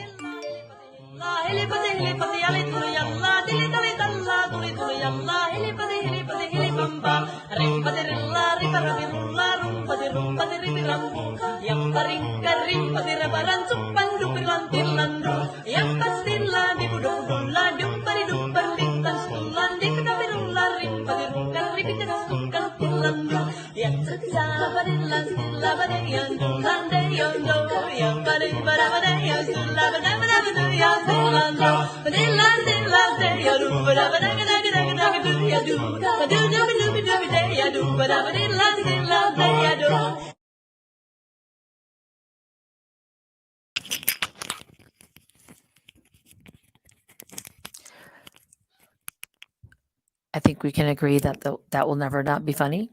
Is that a never not be funny? Is it a never not be funny? Smiles is good. For me, that's a never, #NNF. Never not be funny. I could play that over and over and over again, and it'll never not be funny. These are the kind of the things that get us through life. When I'm watching somebody talk, I always look at what's behind them. And I just realized you could just see a Kleenex box for when I cry between moments on camera. And I go over there and I just take a tissue and cry. There's nothing wrong with crying. Nothing wrong with crying, because it's the same thing as laughing. Why do we apologize when we cry, but we don't apologize when we laugh? Don't you think there's something wrong with that? There's something wrong. We have new information now also on the plane crash. KTVU has just learned the names of the 4 pilots who were on board the flight. They are Captain Sum Ting Wong, Wee Tu Lo, Ho Li Fook, and Bang Ding Ao. The NTSB has confirmed these are the names of the pilots on board Flight 214 when it crashed. We are working to determine exactly what roles each of them played during the landing on Saturday. That's all, folks.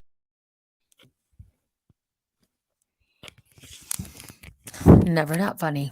I think I provide pretty good content. Like in general, like even though it's kind of long and sometimes I extrapolate and I share maybe too much of Russell Brand, or they're like, oh God, this is the whole thing. We don't know when she's going to stop.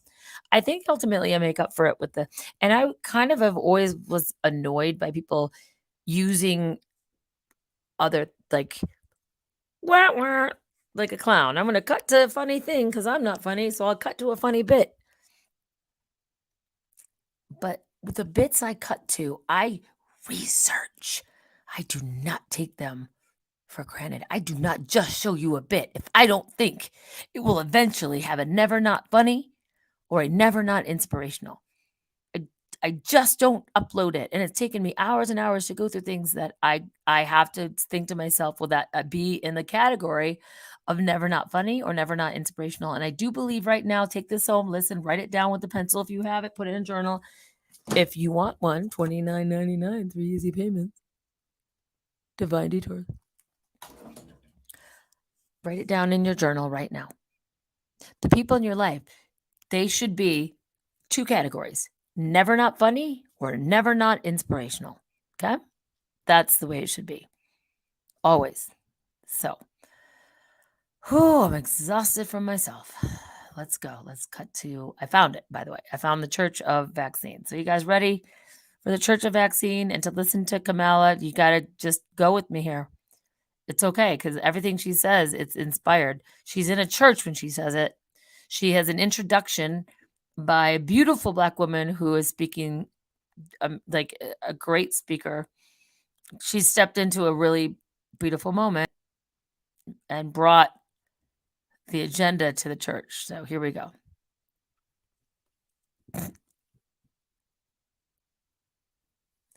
Oh my God. All right, Taz, you got it. Here we go. So it'll be the transition to church will be this. It's gonna be a dope photo, babe. You're looking hot. Make sure it's a good angle this time, Nathan. Last photo you took, I look like a fat little bin chicken. No, it's epic. The way the light's hitting you, babe. You look like a phoenix or some shit. Oh, watch out for the wave, babe. Oh, shit.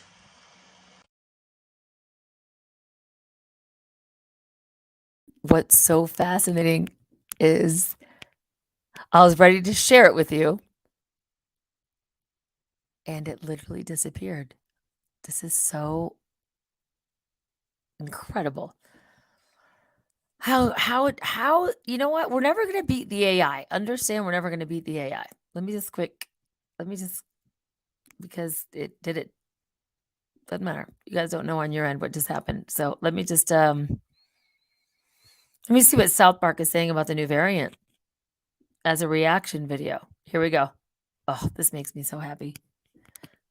It's there. They nail it a lot. Here we go. Start the car. Where are you going? I need to stop at a store and then we're going home. What about the connection you just found between Kenny and your father? Alexa, find the nearest liquor store. Oh, Alexa, start the car. start the car. Where are you going? I need to stop at a store and then we're going home. What about the connection you just found between Kenny and your father? Alexa, find the nearest liquor store. Oh, you want to get drunk? Let me guess. Someone said something you didn't like and it made you want to pound beer and wine. It's not pounding beer and wine. I drop wine shots into the beer. It's called a smorgasbord and it's very cultural. Stop acting like a child and support your dead friend, Stan. In order to make this not copywritten, this is a scene from South Park where they go into the future.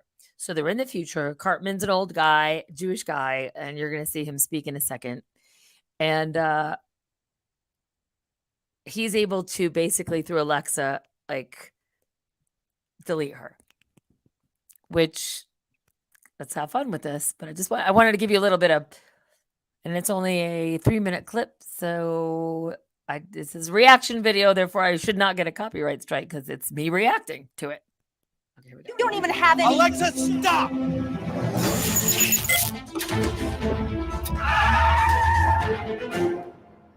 Thank you, Father.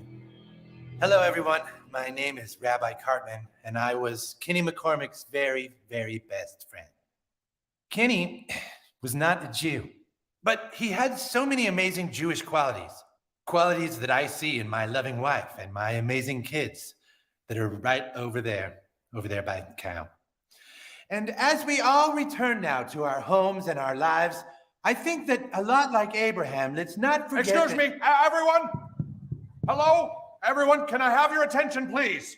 We got results from the PNR scan of Dr. McCormick's remains, and we now know the cause of his death. I have to react to this or I will get a copyright strike. So I'm reacting to this clip from South Park. So right now, they're stopping a funeral. It's in the future. Kenny dies again, obviously. And it turns out Kenny has COVID. And so this is the moment, and I love that they said he took a PNR test, not a PCR. I don't know why they did that. Maybe they have to keep it PC. All right, that was just me reacting because otherwise I'll get a copyright strike. So let's continue. But this is the funny part. Here we go. Now, we all need to stay calm. There is no reason to panic. But Kenny died of COVID. It's a new variant, the COVID Delta Plus rewards program variant.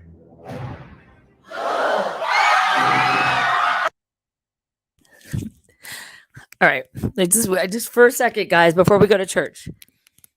On South Park, and this was just recently, they're saying someone died of a new variant, the Delta Plus Extra Sky Miles variant. Now, as funny as this is, and I do think South Park is it is funny. There's many funny things about it, and then there's other things that are a little off humor, a little too much. I want you guys to focus for a second on the fact that if this was, or it is, I have no opinion about anything. I'm just relating information like a Russell Brand. I got no opinion. I got no opinion, do I? British accent. If people were really dying in the streets so much that this was a type of pandemic, which, by the way, they changed the definition of pandemic in 2009. Please do your research on that. But no one does. It doesn't matter. I'm not sorry. I got back into preaching. Rachel, stop that. Accept people for not caring and just go with it. They changed the definition of pandemic. Sorry, I said it. Did it again. Don't do that, Rachel. So, but they did. But they really did change the definition of pandemic. It used to be a worldwide people dying. Now it's a worldwide people get sick. Doesn't matter. Whew! It's so difficult. Oh, it's like someone, naked on fire in front of you and you're not allowed to say anything. They're like, that person's naked. Shh, Rachel, stop it. They're not naked, but they're on fire. No, Rachel, stop it. They're not on fire. Don't say that. You'll get taken down. It's really difficult. It is the most spiritual work I've done on myself in a long time. So, South Park. If this was actually what they say it is in the news that they tell you, why would there be a comedy cartoon, not me, but South Park, making fun of it? Not just making fun of it, but saying the new variant is Delta Plus Extra Sky Miles variant. And look at people running around screaming. If people were really sick and I'm not saying people haven't. Don't put me in that camp. Don't put me in a camp. I'm saying if it was that bad, why is South Park, people would be suing South Park. They'd be like, millions of people are dying and yet South Park's making fun of it. Why is South Park making fun of such a serious thing? I can't answer that question for you. I can only try to make you think. Anyway, this is a reaction video. Let me keep playing. I'm gonna start being me, and I gotta. Everyone, please! We cannot panic!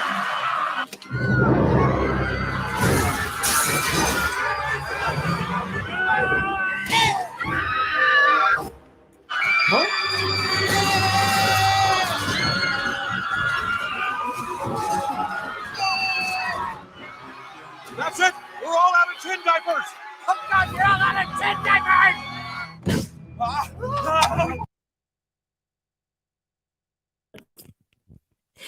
They just said we're all out of tin diapers. What does that mean? We're all out of tin? They literally just said we're all out of tin diapers. I want to find that funny. I really do. But wow, what does that mean? Someone please tell me. They're all out of tin diapers. What does that mean? I'm going back so you guys can focus on this and tell me what it means because I don't have the time to figure it out.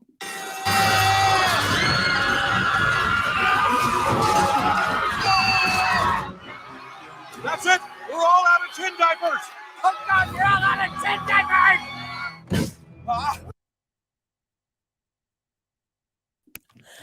Oh, I am so ashamed. If I could edit this, but it's live, so I can't. I would have edited that out. Chin diapers. Oh my God. And they allow this, but Rachel wants to interview someone from Ireland, and I get my channel removed. But South Park can talk about chin diapers, and it's funny. You tell me. You tell me.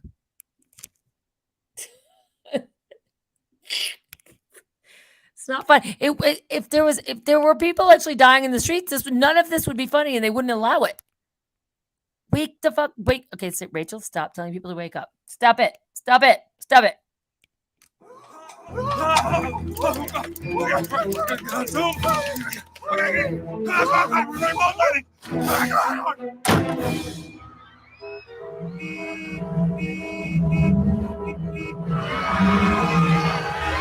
Alexa, what's going on? There's some kind of road closure ahead.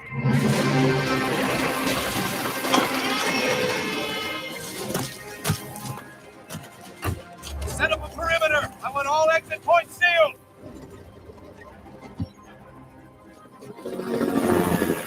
People of South Park, there is an outbreak of COVID in your community. You are being quarantined.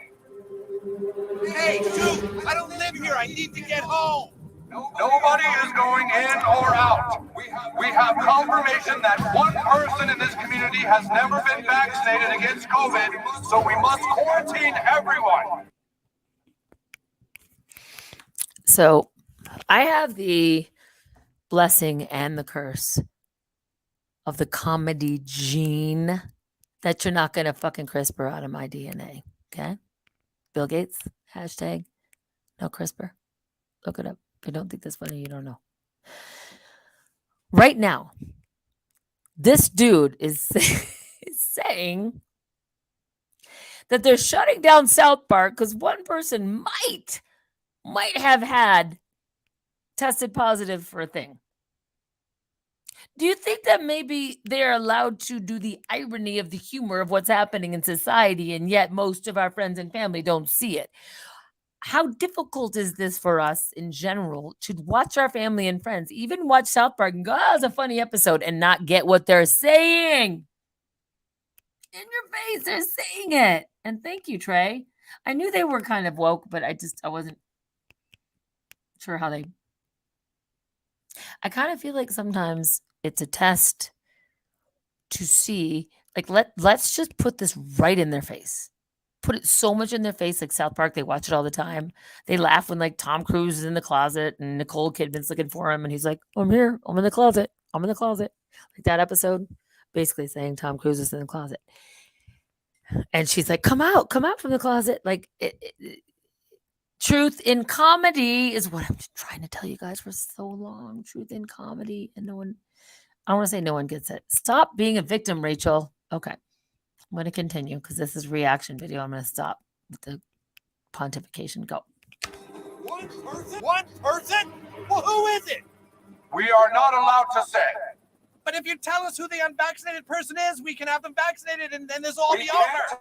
We can't tell you who it is because in case you forgot, it's the future and we don't single out or ridicule anyone for their personal beliefs. I hate the future. What does this mean? Yeah, what's it mean, Daddy? I think it means we're all stuck in South Park.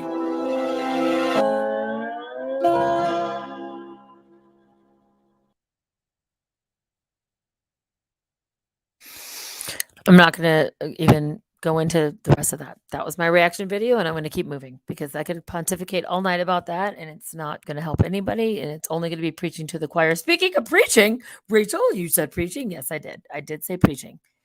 Let's cut to right now what I've been trying to find, which I did. They took down and they put back up, and they took down and they put back up. It's so fun when you get a video and you want to share it.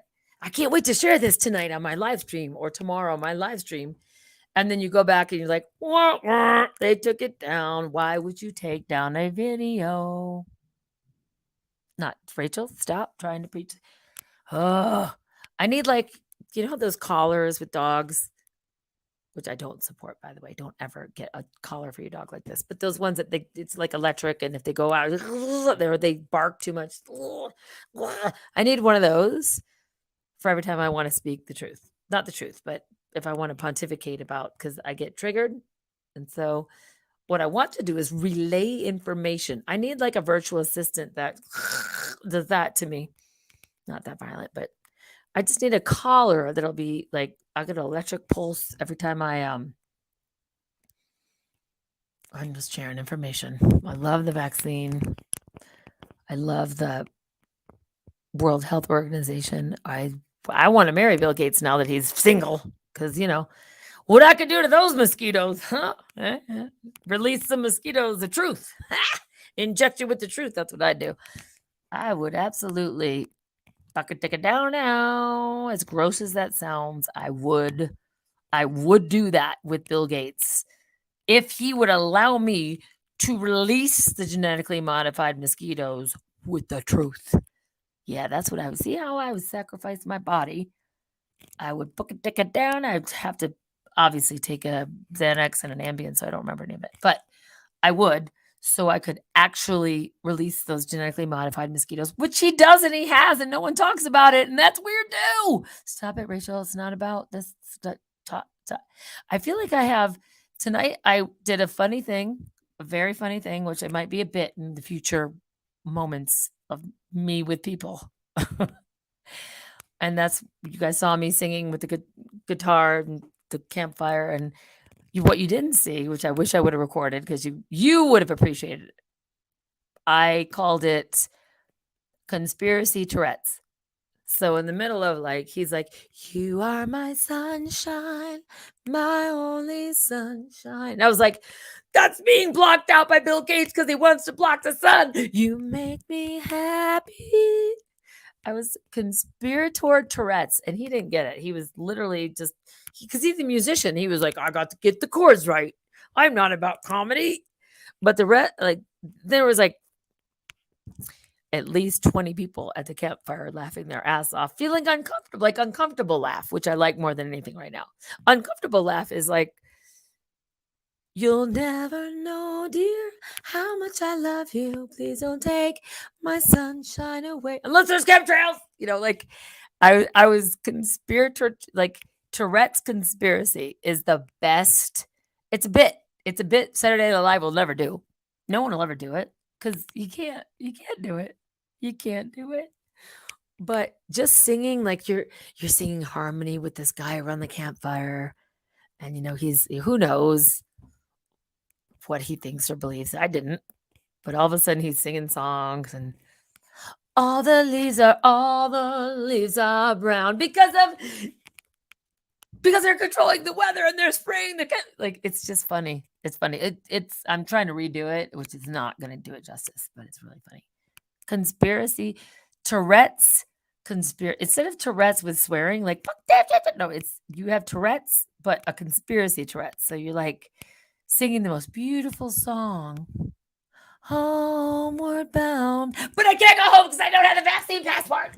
Homeward bound, I wish I was home, where I need a vaccine passport. Home, but I can't see my family business. Home. I think it's fucking funny. I'm laughing at it, just saying it.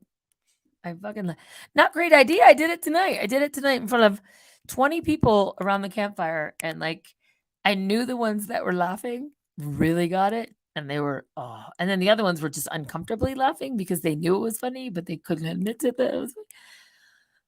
Anyway,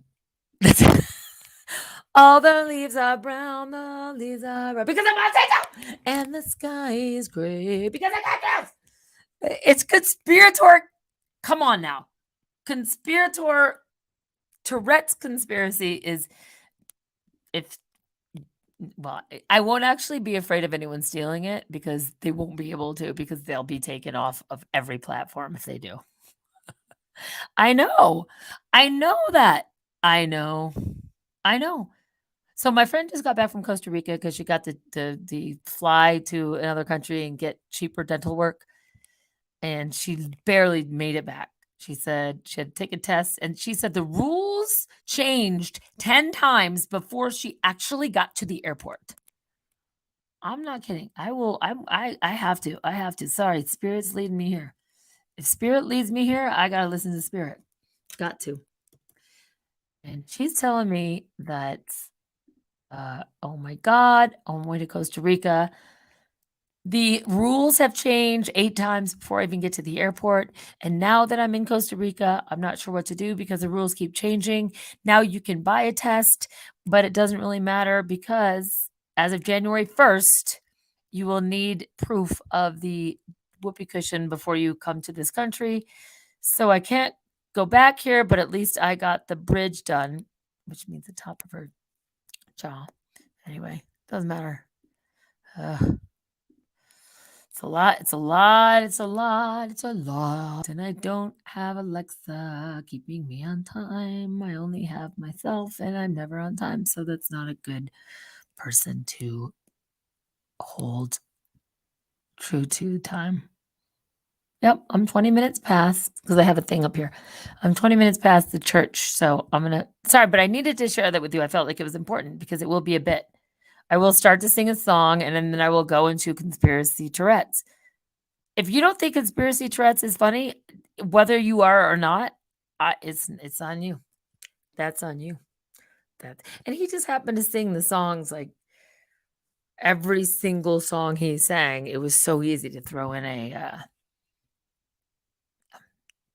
Anyway, you get it, right? You get it. Don't have to keep. Okay, just gotta give a shout out to Brandy too, because it's hard going back and forth to. I wish I was 3 people. Clone me. They got my DNA. Oh my God. One of the girls on my tour today, she works with cancer victims and death and all like cadavers. I almost said cadavers. She works with cadavers. And so she had the choice for her, what's it called?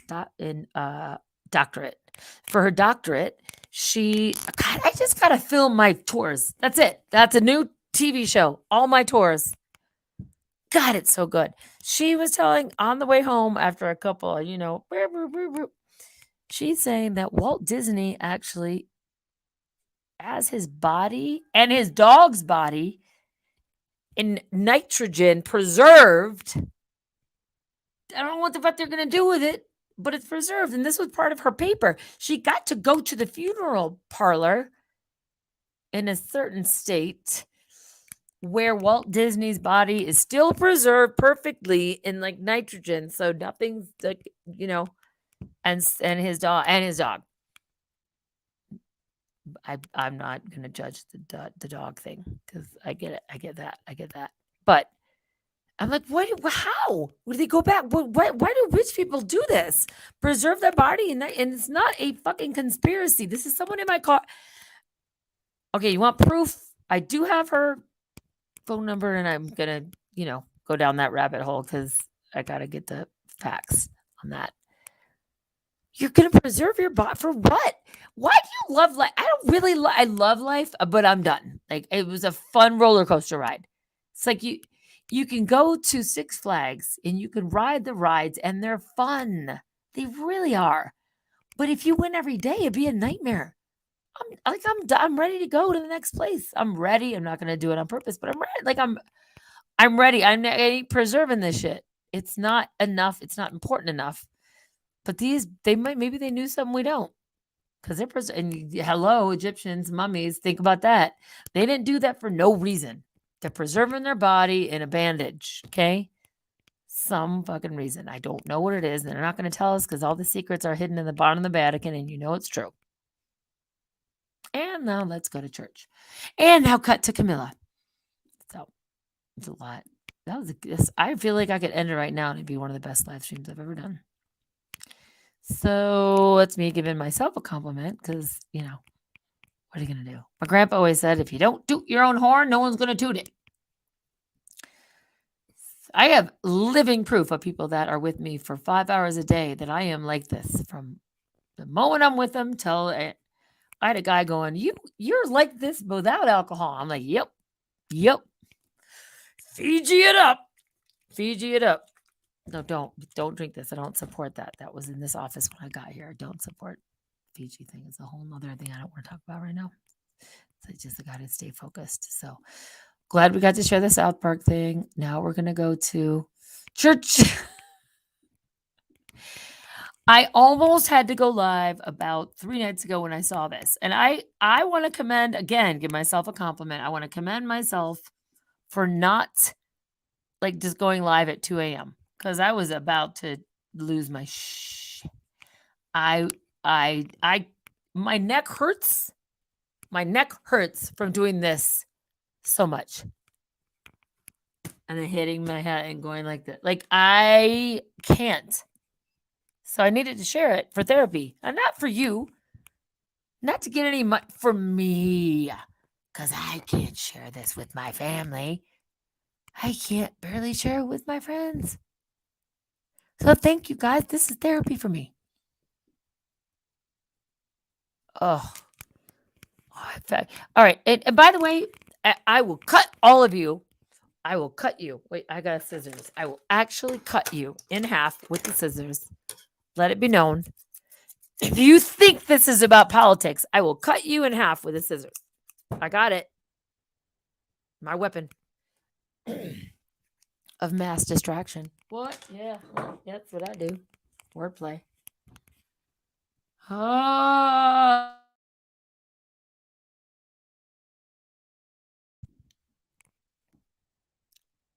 Please, for Christ's sake, and I mean this because I pray every morning, and he's with me. Please do not put this in a political thing. I didn't like Trump, and I don't like Biden, and I think Kamala is a freak show, and she uncomfortably laughs all the time. I, as a comedian, don't like uncomfortably laughing. If I just all of a sudden went, hey guys, welcome to my live stream.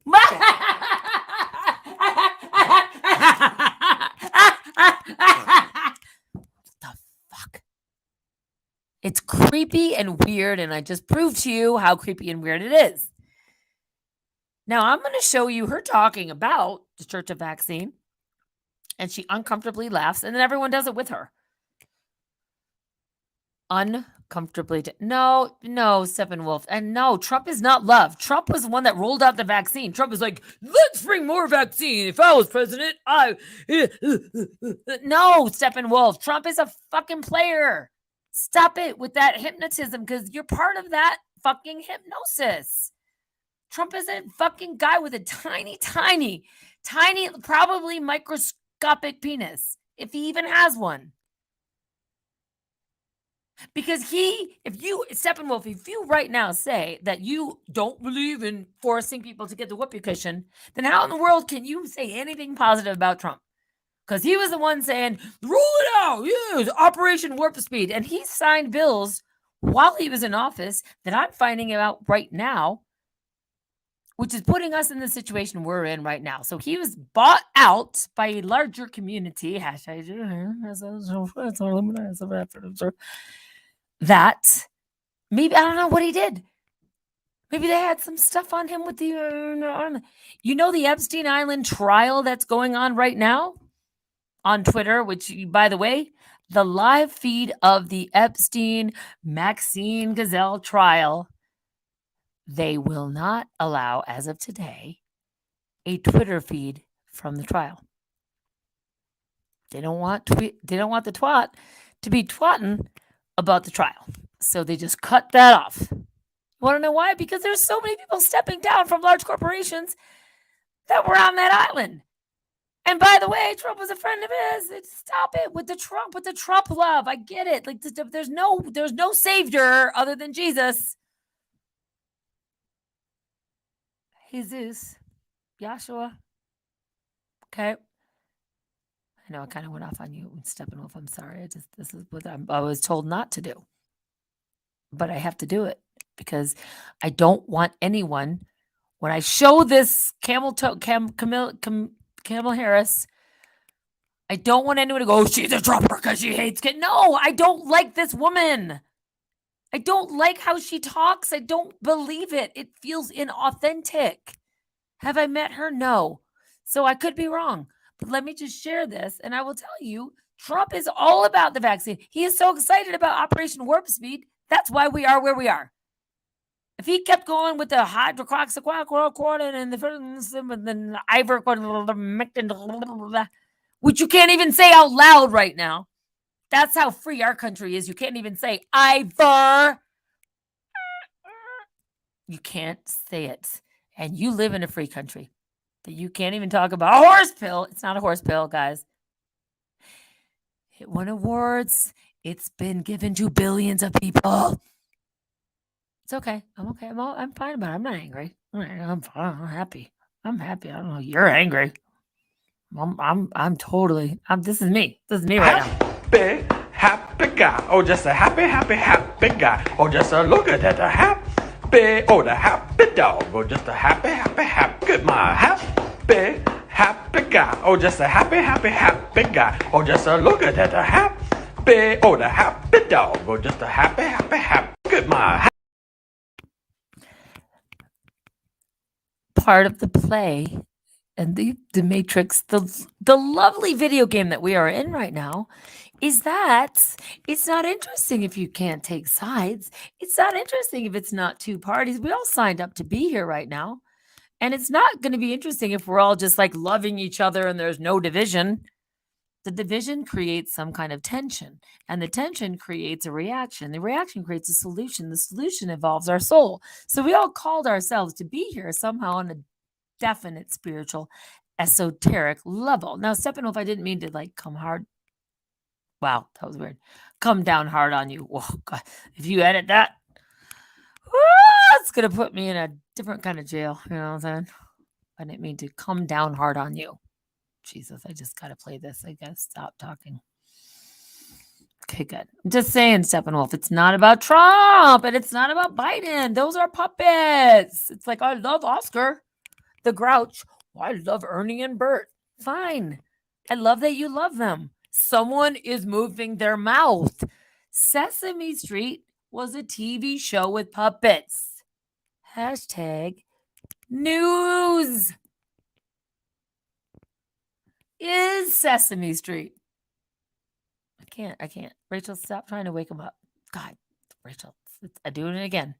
My fault. It's my bad. Church of Kamala. Shamil. Shamazel. Hearts and Baby Incorporated. We're gonna do it. I don't dislike this woman. I've never met her. But please don't put me in a fucking camp. Ever! Quarantine or Democrat or Republican. Here we go. Just listen, and this is what almost made me lose my shit the other night. And by the way, this is like, I want to share the whole thing with you, but I gotta pee right now, so I'm gonna share like the last kind of. Oh no, I gotta go back. I got it. I have to. Oh, I love the drama. Hashtag I don't. Here we go. And No. I need the intro. But I need the intro. Okay, here we go. I have to. It is indeed my honor. If I had to go through it, you have to go through. A champion for working people. At this time, I present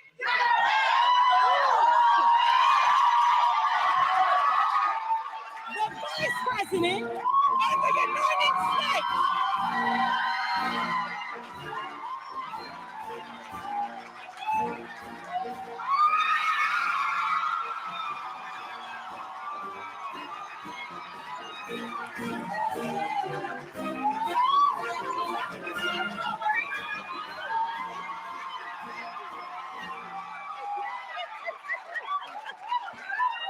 My Lord.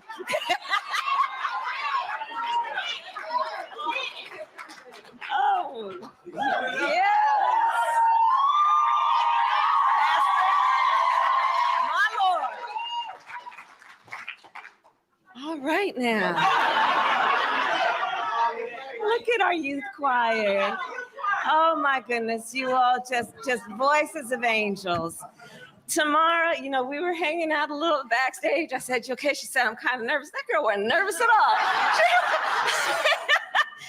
But my goodness, her story, and I hope you know about it, is a story of courage. It's the story of so many people. Tamara, I'm so honored that you introduced me, given all that you have been through and all you continue to do to hold up so many people. Just a story of courage mixed with conviction, mixed with grace. That's who she is. Can we hear it again for Tamara, please?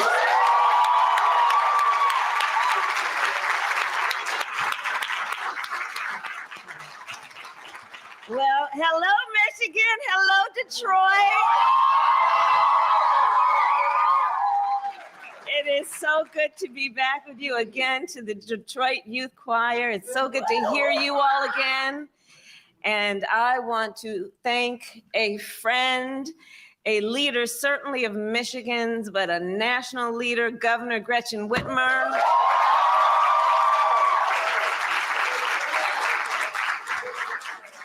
She really is an extraordinary leader on every level, and I'm so honored to share the stage with her today as we have before. Lieutenant Governor Garland Gilchrist,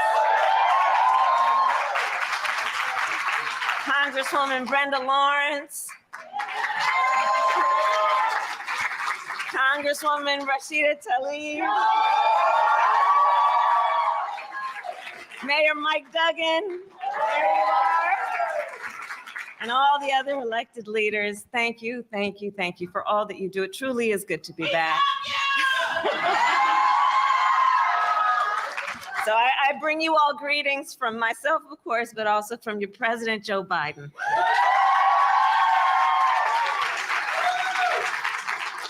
So thank you all for showing up here today. Thank you. And thank you. We're here together. And for showing up for our communities and showing up in this case for the city of Detroit. Detroit really is, and I've been here many times, so I say this with knowledge. Detroit really is the definition of resilience. It really is. Time and again, this city has been rebuilt. This city has been reborn. Time and again, this city has helped lead our nation through war, through recession, and most recently, through this pandemic. At the very start of the pandemic, companies in Detroit, from small batch manufacturers to big three automakers, converted their factories and produced protective gear and ventilators for our nation's hospitals. You did that not only for the folks locally, but nationally. As COVID-19 cases rose, it was Detroit's frontline workers who worked around the clock. Around the clock. To help care for those who were sick. We heard Tamara talk about the personal prayer, in addition to the prayer for the community and for the world. Those frontline workers, like her and so many others, risked their own lives, and they knew they were, for the sake of taking care of, in many cases, perfect strangers.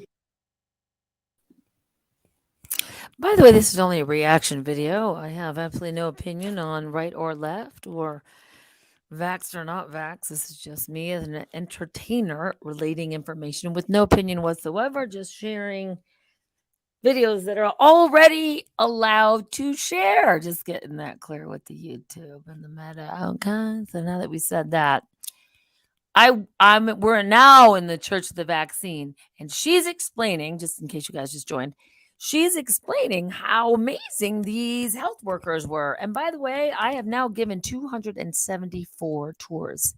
That means 6 people a day for 274 days. Do the math. I don't really do math that well, but that's at least 7,000 people in my car, 5 hours a day with me. And I'm going to say probably 20% of those were healthcare workers, whether they're pharmaceutical reps or in the medical field, mostly nurses, by the way, a few doctors. And I do and have, just like anyone from the military in my vehicle or that I'm spending time with or that I meet, I say thank you for your service. This is in July, by the way, in July. So over the moon about the workers. Thank God for these healthcare workers. Let's just keep her, let's just keep hearing what she's saying, because I agree. So far, I agree with her. Until you fire them because they don't want to take an experiment, now they're no longer heroes, are they? What? Wait till you're going to make me think. I can't think. Don't ask questions. I'll listen.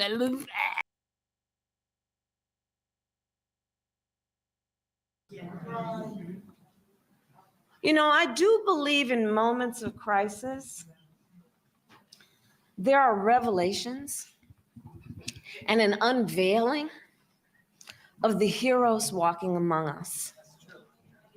And I would say among the heroes walking among us as we live on earth right now, the frontline workers are front and center.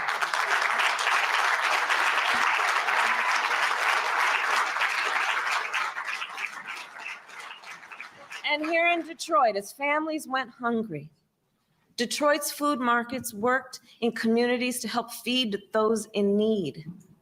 And again, I'll tell you a story. I've been traveling around the country, and I know it's true in Detroit as it is in other places, where I've heard stories about food distribution centers where folks would work and volunteer. Some had lost their jobs and they'd volunteer in the food distribution center. Others would volunteer their time.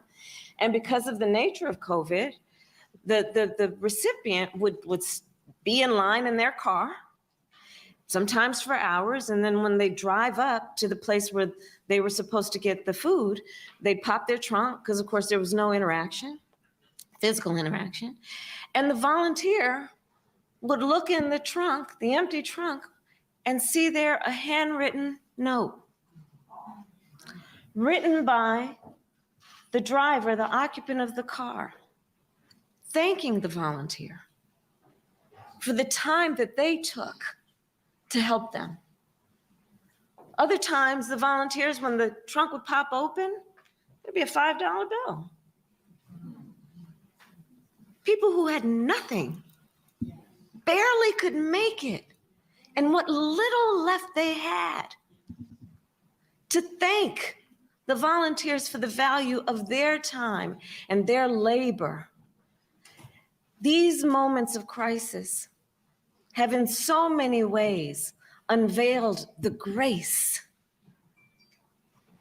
the dignity that each of us know we have and should give.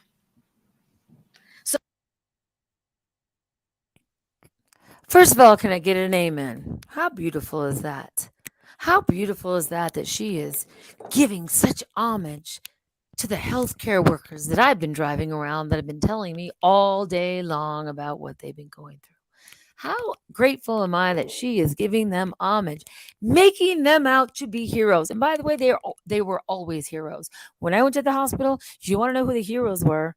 I mean, the doctors definitely, but the nurses, they don't get any accolation whatsoever, but they're the ones that are making you smile. They're there when you press the button. They're there. They are the most. They should have been honored as heroes. Fuck the football. I'm sorry. Fuck sports. And they're getting paid all that. The ones that should be getting paid that amount of money. And if you call them heroes, Camilla, why don't you set up a fund so that nurses get paid as much as doctors? Can I get an amen in the house? Yeah, preach it, Rachel. Preach it, Rachel. Preach it, Rachel. Yes, yes. And these same heroes that you are giving accolade right now in July, now you are saying, if you don't take this whoopee cushion that they know damn well is an experiment because they're fucking nurses, so they know, and you are making them lose their jobs, but you called them heroes. So you're basically fucking Superman. That's what we should call this church.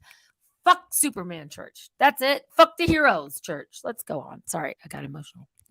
So as we reflect Detroit on these days, these are the things I think about.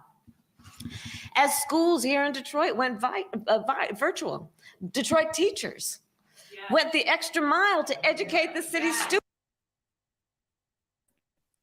You almost said viral. You almost said viral. Read the teleprompter. I do teach a class on reading teleprompters, by the way, because I did have a TV show and I did host, and I teach a hosting class. How to read the teleprompter, Camilla. Don't say viral. Ixnay on the viral page. It's gonna ruin your Illuminati. Yay. As schools here in Detroit went virtual, but- Detroit teachers went the extra mile to educate the city's students.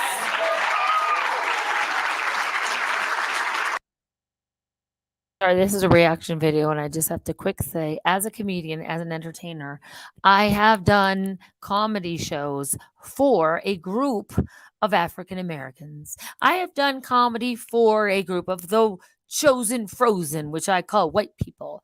And this is why this woman spoke to Detroit area, because they're alive.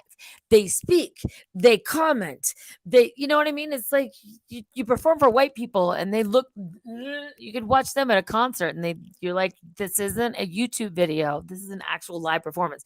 There's still like, I call them the frozen chosen.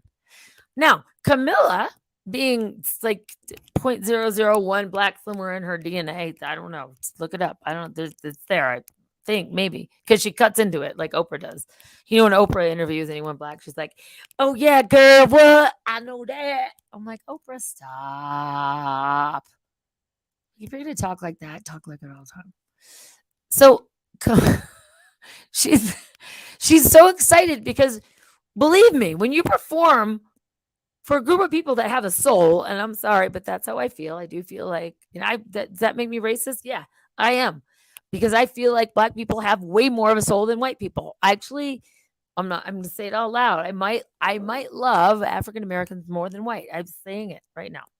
Because every single time I see them gathered, they're having fun. And I miss my friends in LA, where they're like in LA, there was like, all my friends look like a Benetton ad. I had Chinese, Indian, black, white. It didn't matter. We were all friends. But here it's in Sedona, it's like, can I get one person with a tan? Like, it's very difficult. And I'm just saying, when you are with people with a soul. So she's like, where should we do? Let's go to Detroit. They'll be, yeah. And let's make this one person who's a really great speaker. Let's give her accolade. And she's attached to how many churches? It was like 14 churches. Oh, perfect. Because you got to infiltrate the churches now. So now, of course, they're going to respond to her. Hell yeah, speak it. Yeah, preach it. Yeah, because they have souls. I'm sorry. I'm against white people. And I am one, but I do have a black ass. I'm not going to lie. I was born with that. Don't know where it came from. Do the DNA. I haven't done that yet, but applause, went the extra mile. She's just look at her face, how she just loves it. What are you saying? Ultimately, she's going to get to the climax of the sermon is coming up right here, right now. Don't vomit. Went the extra mile. And of course, we are gathered here at TCF. And during the pandemic, this center served many purposes. It was converted into a temporary care facility. Before, it was converted into a vaccination site. We are joined today by healthcare workers who administered vaccines here and across the city.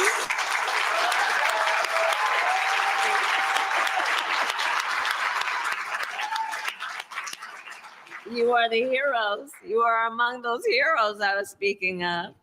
Thank you all. Thank you on behalf. The same heroes you're firing right now who are sitting in my car while I'm driving them to vineyards and they're getting drunk because they don't have a job anymore because they won't take your experiment. Yay, heroes! They're such great heroes. Did you ever know you are my hero? But I love the vaccines. Everyone needs to be vaccinated now. I love it. Get as many as you can. Get the 25th. You know what? For Christmas, get the 25th booster shot. I'm all in support of that. Just listen to what she's saying and let go of that. Of our country. Thank you on behalf of the folks that you may never meet and the folks that may never know your name, but because of your work and your resilience are all the better for what you've done. And in return for that, we're going to fire you if you don't take something that is still in the experimental phase. And according to the VAERS website, over 15,000 people have now been terminated in their physical body and they no longer exist. But I just want to say we're so grateful for the work you did do, and we are so ready to fire you if you don't do exactly what we say that you should put in your body. Keep going. Preach it, preach it, preach it. And so here we are today. We are together and we're thinking about a lot. And we know that across our nation, COVID-19 cases are down from the peak. COVID-19 hospitalizations are down. Just a quick, I'm just going to quick Google this to make sure it's okay and I don't say anything false. Let me just, as of today, since the rollout of the whoopee cushion, COVID, since December 10, 2021, wow, COVID cases are the highest they've ever been since the rollout of the whoopee cushion. Go on, preach it, girl. Preach it, girl. I'm with you. I'm with you. I'm with you. This is in July, but keep preaching, girl. Yeah, that's right. Preach it. Preach it. COVID-19 deaths have fallen by 90%. Yeah, the vaccine gave us the upper hand against this virus, and nearly 160 million Americans are now fully vaccinated. More than 4.75 million here in Michigan. This is incredible progress. And we need to build on that progress. And we need to build on that progress now. Because there are still a whole lot of folks who are not yet vaccinated. And that is certainly true here in Detroit. So I'm here to say thank you, congratulations, and we have more work to do.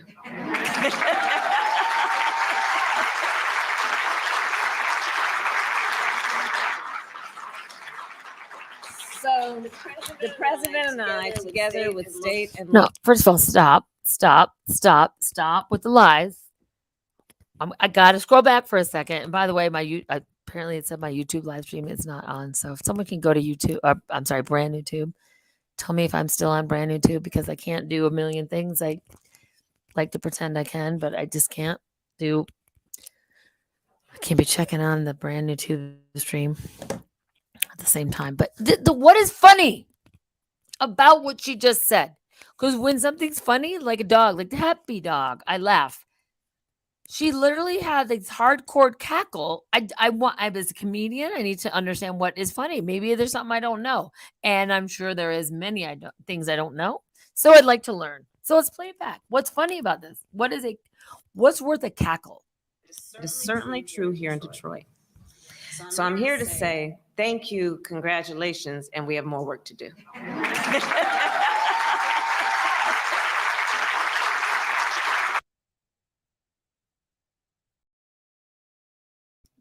As a human being and a comedian, and don't put me in a fucking left or right camp.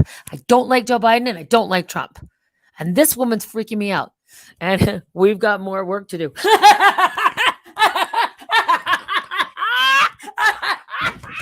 We got more work to do.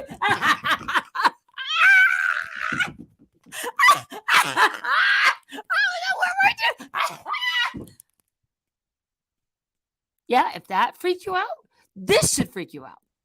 Because I was pretending. This is her being real. Holy shit. So the president and I, together with state and local officials like those here today, and I see the Secretary of State who's here, and thank you for your leadership.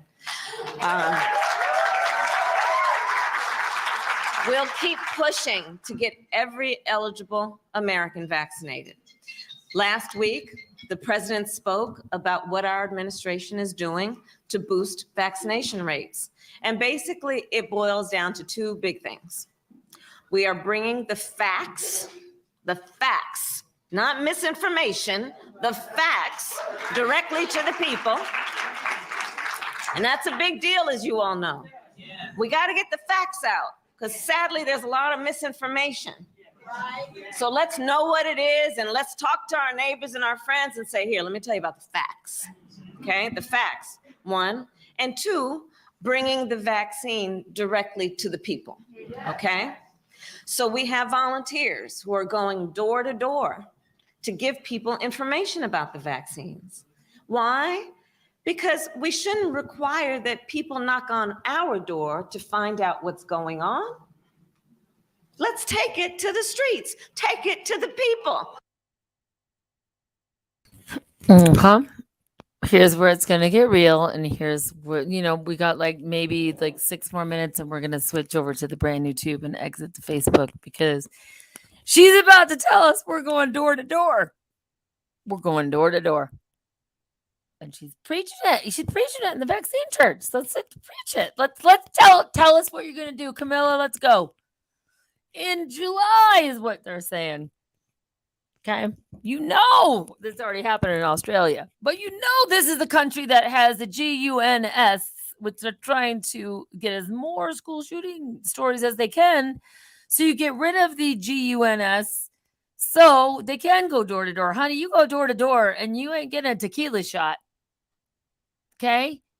Mama lives in Arizona now. So you come to my door and you want to spread a little, we just keep preaching. Love it. Everyone get the vaccine. I'm all supportive of it. Yeah. Woo. Yeah. Shoot it up. Here we go. That's what we're talking about doing. What? Knock on those doors. Hello, neighbor. We also have vaccines being sent to primary care doctors and pediatricians.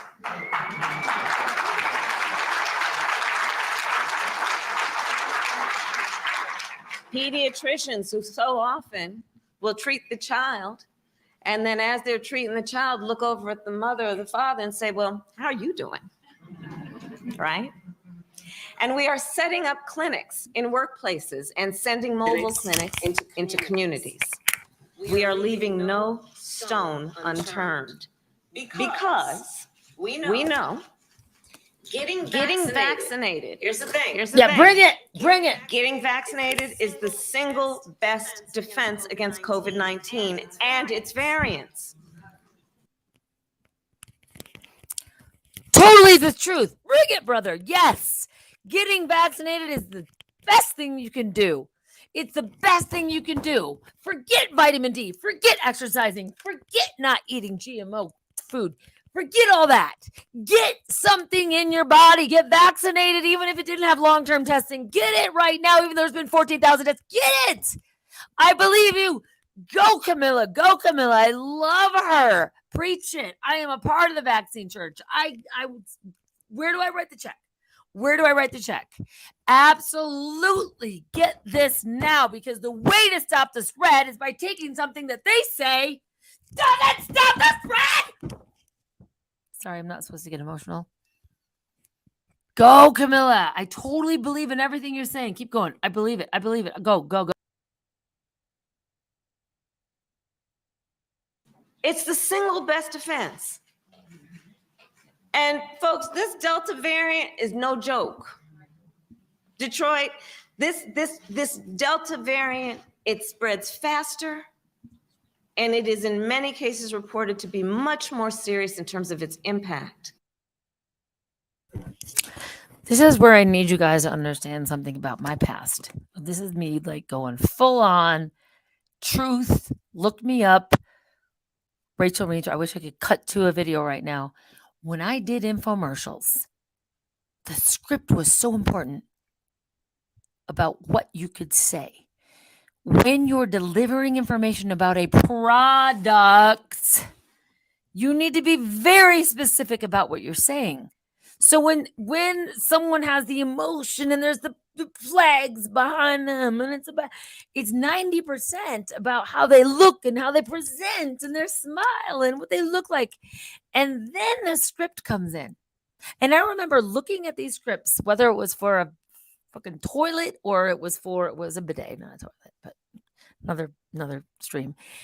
Or it was for, I've done over 100 infomercials. I understand the script and how important it is for what they say. So when I hear the script come back at me, when I've spent an entire 10 to 15 years doing the same script to sell you 3 easy payments of $29.99 for this amazing journal that will save your life. But wait, there's more. With this journal, you also get Ginsu knives. It's the same shit. It's the same script because I did it. Look me up, Rachel Reenstra. I've done 1 million infomercials. I know the script. And the script she's saying right now is very careful in her presentation because you cannot physically say, by the way, language is the most, according to Elon Musk, in a very interesting interview. He was asked, what's the most important thing in this whole reality we're living in, which he says is a 99.9% chance it's a simulation. But what's the most important thing? Language, people.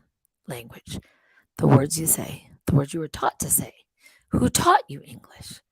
Where did you learn English? Where did you learn how to speak? By what school? That was supported by what fund? That, you know what I mean? It goes into blah, blah, blah. The point is, when I was in Hollywood and I got these scripts and they had to redo them. And, I'd memorize them. So it'd be really frustrating because I'd memorize the script and they would redo it. And I'd be like, oh, I have to reprogram my brain to now memorize a whole new script because this was before the teleprompter.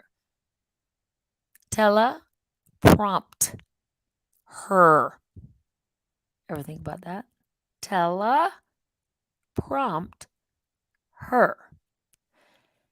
Never looked at language again after listening to Jordan Maxwell, which is a whole nother rabbit hole. And if you don't know who he is, it's not my fault. Okay? Language. So when I hear her speak or any person speak, I'm not against Camel Toe. I'm not against, Alzheimer's boy. I'm not against like Tiny Dick Trump. I'm not against them. But when they speak, I know the secret of the language of selling a product because I was in the business. And you can't fucking say I'm in my basement watching YouTube videos and I'm a conspiracy theorist because F you, I wasn't. I was on TV selling you the shit you're buying. So I know the script. And this script is what she's selling you right now. She's saying it very carefully. She's saying it very carefully about the virus that, by the way, she says it's not a joke. And yet I just showed you 20 minutes ago, South Park making a joke of the entire thing. It's the TV you're watching. It is a joke. It's actually a joke because my TV fell off my wall about 3 days ago. There was no earthquake. It crashed and it was a lovely large. I do miss it because I would watch documentaries on it. But anyway, it's crashed. It's broke. It's done.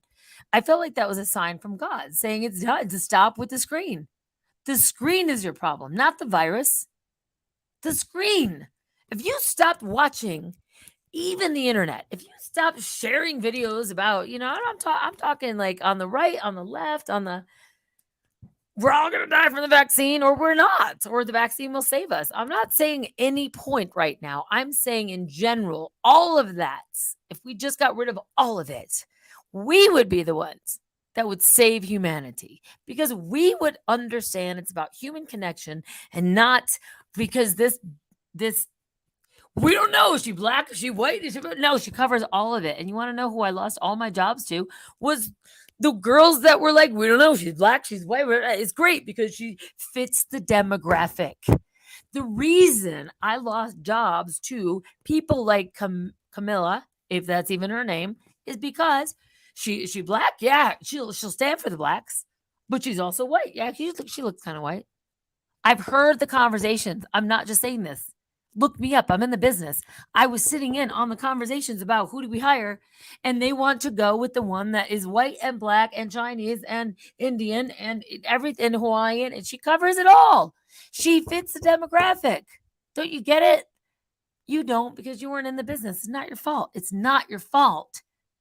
And yet I'm yelling at you like it is. So I'm sorry. I'm just passionately participating in the play. I'm really not angry. I'm just frustrated that I've lived this life of all these scripts that I was given for the TV shows I've done. Look me up. I'm not sitting in my fucking basement watching YouTube all day. Although I was when I wasn't working. And I learned a bit before they removed all of it. But this woman here is, I would actually email her and go, hey girl, I just saw your last performance. So I teach an online hosting class and I can really help you convince them more because what you're doing right now is it's called an uncomfortable laugh. And when you're nervous and you want to connect with people, you just go, anyway, I'm almost out of kombucha. I'm almost out of kombucha. No, that's not funny. Not funny. Not funny. She's like, oh, well, anyway. She starts laughing.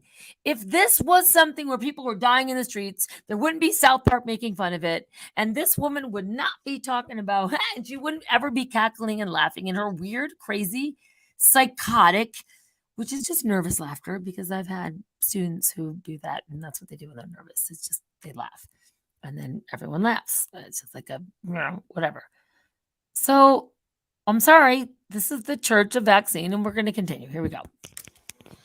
And the vaccine will protect you from it. And here's how. Lie. She literally just said, we need to tell people the facts. We need it. And they're like, yeah, go, facts. Yeah, because they're an audience that responds because they have souls. But then it must confuse them now because it's back in July. She's like, and it will protect you from it. And now they come out and tell us it does not protect you. Doesn't stop the spread. Doesn't. I'm not saying anything you can take me down from. They have told you it does not stop the spread. What? How? Like, do I need a PowerPoint presentation behind me? They've told you it doesn't stop the. Well, it'll help you from really dying, and you're in the hospital, and you don't have a choice, and they put you up the ventilator, and it'll stop you from. No. At that point, fine. Why do you care at that point? At that point, I'm already in the hospital. Right now, it won't protect you. It won't stop the spread. They've told you that in your face. And people are still like, well, you didn't get it? Well, don't be around me. It doesn't stop the fucking spread. And they told you this. What do you, it's like literally, we're living in a world right now where people don't get English.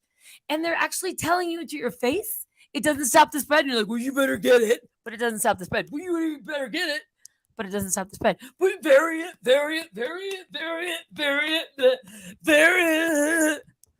But variant actually is like barely a sniffle, and it's not even sending people to the hospital. But variant, get the vaccine. Do you understand? Do you get it? You don't. It's okay. It's okay. I was told not to be emotional, but it's hard not to. Keep preaching, Camilla. Get the vaccine. I believe in it. Oh, I know.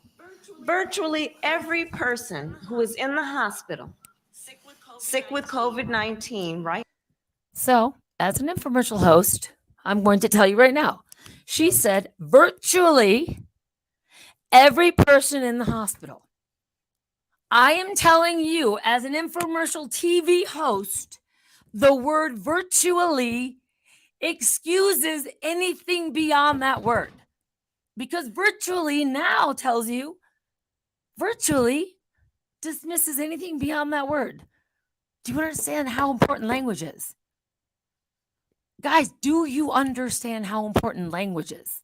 She said virtually, when I did infomercials and we did not want to get sued, do you want to know what word I said? I said virtually. Virtually, every person that wears this t-shirt will have larger boobs. Virtually, every person that wears this shirt will have larger tits. Virtually, because we couldn't get sued. Want to know why? Because virtually is a word that excuses everything that goes past that word. I'm breaking it down for you fuckers and you're not listening. Roll it, Camilla. I'm still in church. Right now is unvaccinated. Oh, hey, wait. Preach it, Camilla. What you say? Here's how I know. How you know? Virtually every person who is, here's how I know. Virtually every person who is in the hospital. And here's how I know. Virtually every person who is in the hospital, sick with COVID-19 right now, is unvaccinated.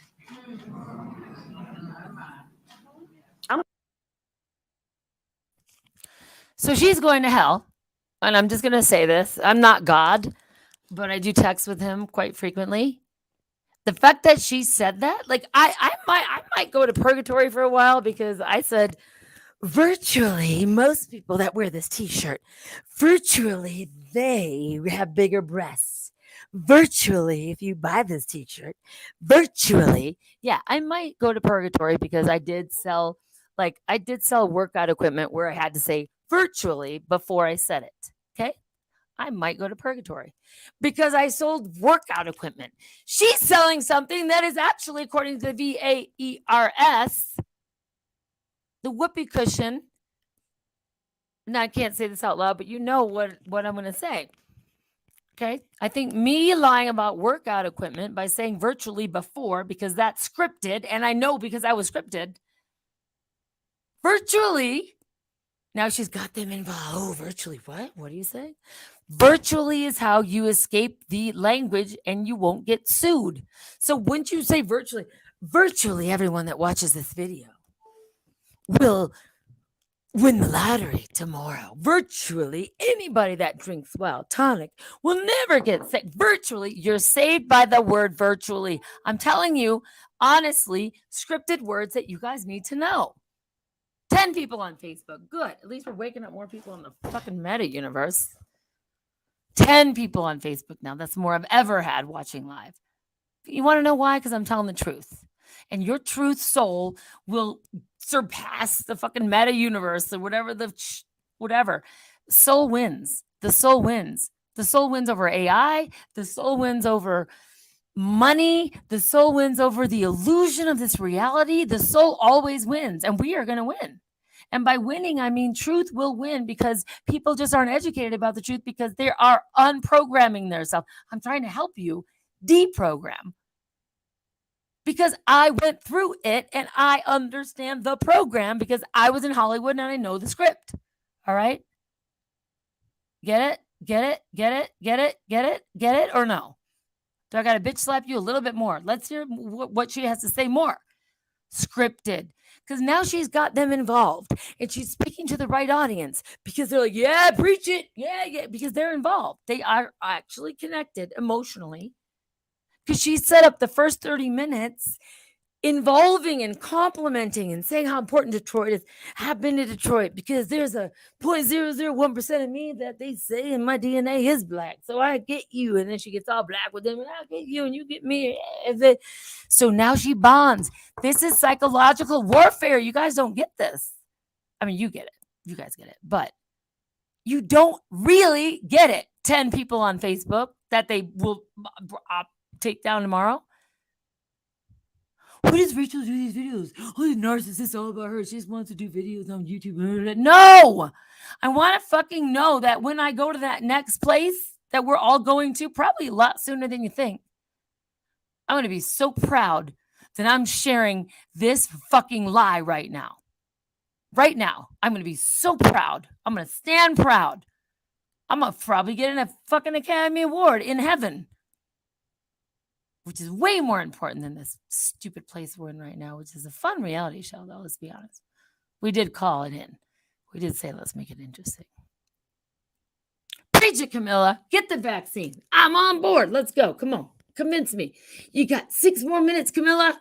We're in church.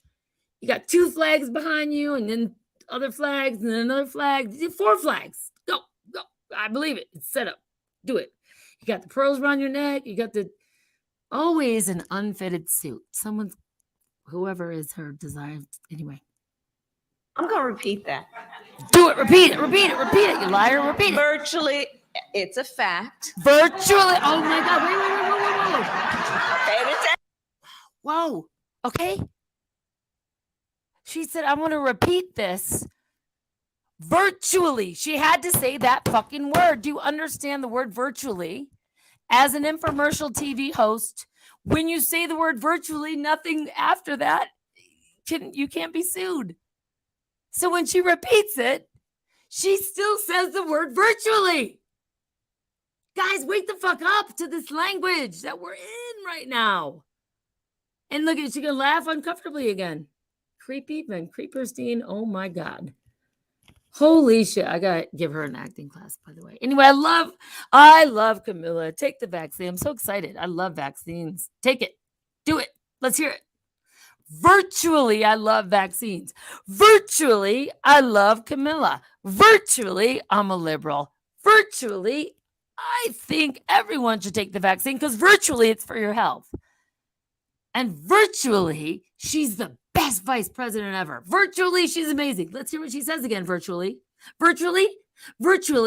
the word that allows you not to be sued. Virtually. Say it again, Camilla. Let's hear it. Virtually. Go. Protect you from it. Wait. And here's how I know. What? No, say it again. Virtually. It virtually protects you. This Delta variant, it spreads faster. And it is in many cases reported to be much more serious in terms of its impact. Virtually. And the vaccine will protect you from it. And here's how I know. How? Virtually every person Virtually. who's in the hospital sick with COVID-19 right now is unvaccinated. Virtually. That means it's not true. I'm going to repeat that. Virtually. Say virtually. Say virtually so you won't get sued. Virtually, it's a fact. Oh, wait. And they're laughing. They're laughing. Virtually, it's a fact. Right now is unvaccinated. I'm going to repeat that. Virtually, it's a virtually.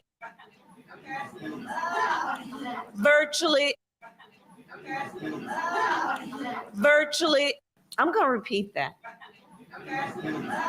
Right now is unvaccinated. I'm going to repeat that. Virtually is unvaccinated. I'm going to repeat that. Virtually vaccinated. I'm going to repeat that. Virtually, it's a fact. This is just a commentary video. I have no feeling whether you should get the vaccine or not. This is just me being passionately participating in this virtually reality show. Just so you guys know, remember that word. You are safe from being sued. If you look at someone and say, this t-shirt makes your tits bigger. Virtually, it's a fact. Virtually. I did infomercials. The word virtually makes it null and void. Okay? Do you hear me? 10 people on Facebook. Do you hear me with that language? Virtually means anything after that word does not have to be you can't sue her. You can literally if you say virtually, maybe literally is one too. Okay? Virtually. I know, but it does. But Taz, what I want to share now is not just getting pissed off about what's happening. What I'm trying to graduate to in my live streams and in my videos is educating through comedy and humor, because that's educating in a higher frequency, because I don't want to put you in the frequency of fear, because it's the exact same thing then. Something somewhere is feeding off our fear. And so if we preach fear in the Church of Vaccine, we will actually just be doing the same shit they're doing. It's like there is no us against them, because there's only fear and love. So you come from either one frequency, fear or love. So when I give you information of things that I learned in my career on television from a script I was given, I'm trying to wake you up in the sense where from that moment on, whether it's through Camilla or it's another TV show you watch or it's a friend or it's a business partner who looks at you and says, you know what, Dusty Bones, I virtually love you. Or if they say, right now, just look, here are the facts. I have to say virtually everyone I know, the word virtually. Okay. So maybe every live stream, I'll just do one word. because it's a lot of information to remember, and I don't want to regurgitate, and I don't want to create fear. I want to now educate just like us, like educate the ones that are willing to listen. When I say us, I don't want to be us against them. When I say us, like I had 6 people in my car today, half were vaxxed, half weren't. We were all willing to have a conversation. It was a very beautiful dynamic. And if and on the way home, we're dropping people off, we're having even deeper discussions. It was beautiful. It's the way life should be right now. And if I said to them, you guys know just before I drop you guys off that if anyone uses the word virtually in a contract or talking to you, know that anything they say beyond that word is not legally binded. Don't you think that's what we should know now instead of like bitching about what happened and playing victim to the Illuminati or playing victim to the New World Order or the people that are trying to convince you to take the jab? I don't really give a shit if you take it or not. Take it, do it. I don't take 10 of them, 20 of them. I really don't care. I'm not an anti-vaxxer. I'm a pro-conversationer. I'm a pro, let's talk about both sides. Like, how do you put that in a ooh, Rachel's a let's talk about things. Rachel's a I don't want to not talk about it. Like, I mean, how do you make that a bad thing? You can't. I mean, someone can at some point. So let's continue. I virtually want to hear everything else she says. I virtually love her. Virtually. And this is like literally.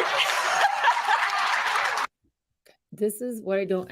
I need someone to explain this to me. I really do.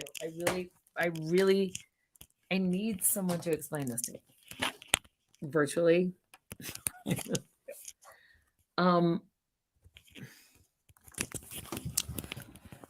I've done comedy for 10 years until I worked for a company that wouldn't allow me to do comedy because I might have said too much. I get it. I don't blame them. Virtually, I love them for it. And virtually, I love Hollywood. Virtually.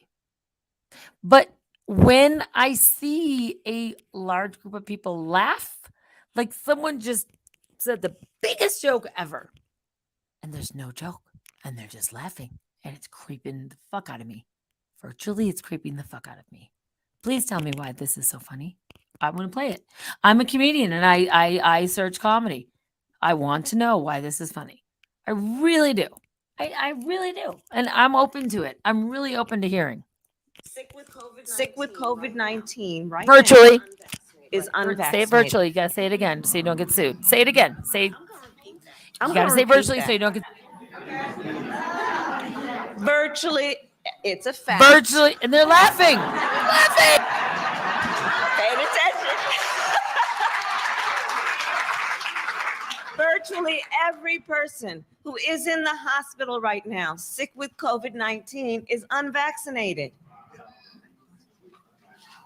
And even more, regrettably, virtually every person who has recently died.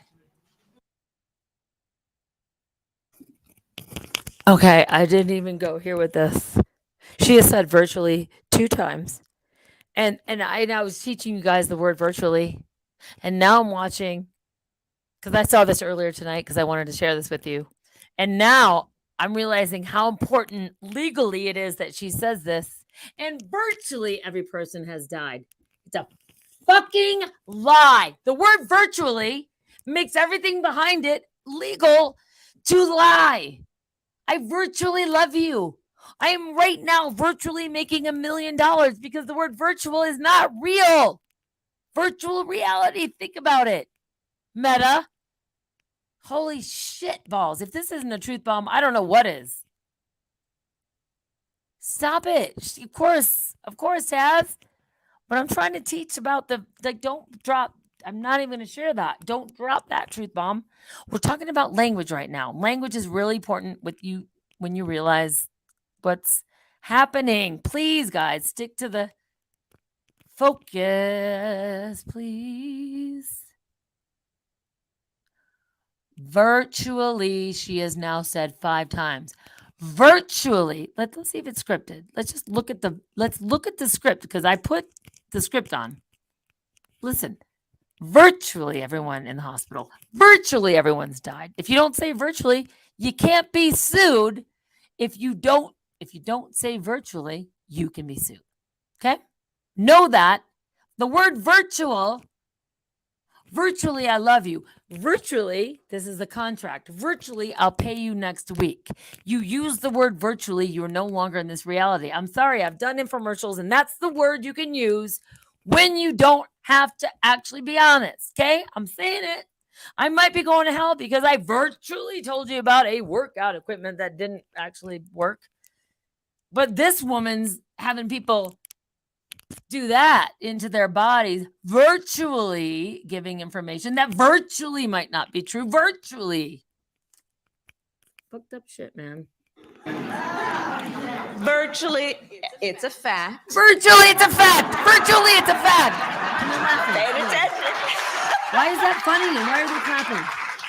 Fucking Virtually every person. Virtually every person who is in the hospital right now, sick with Christ. COVID-19, is unvaccinated. And even more, regrettably, virtually every person who has recently died from COVID-19 was unvaccinated. The loss,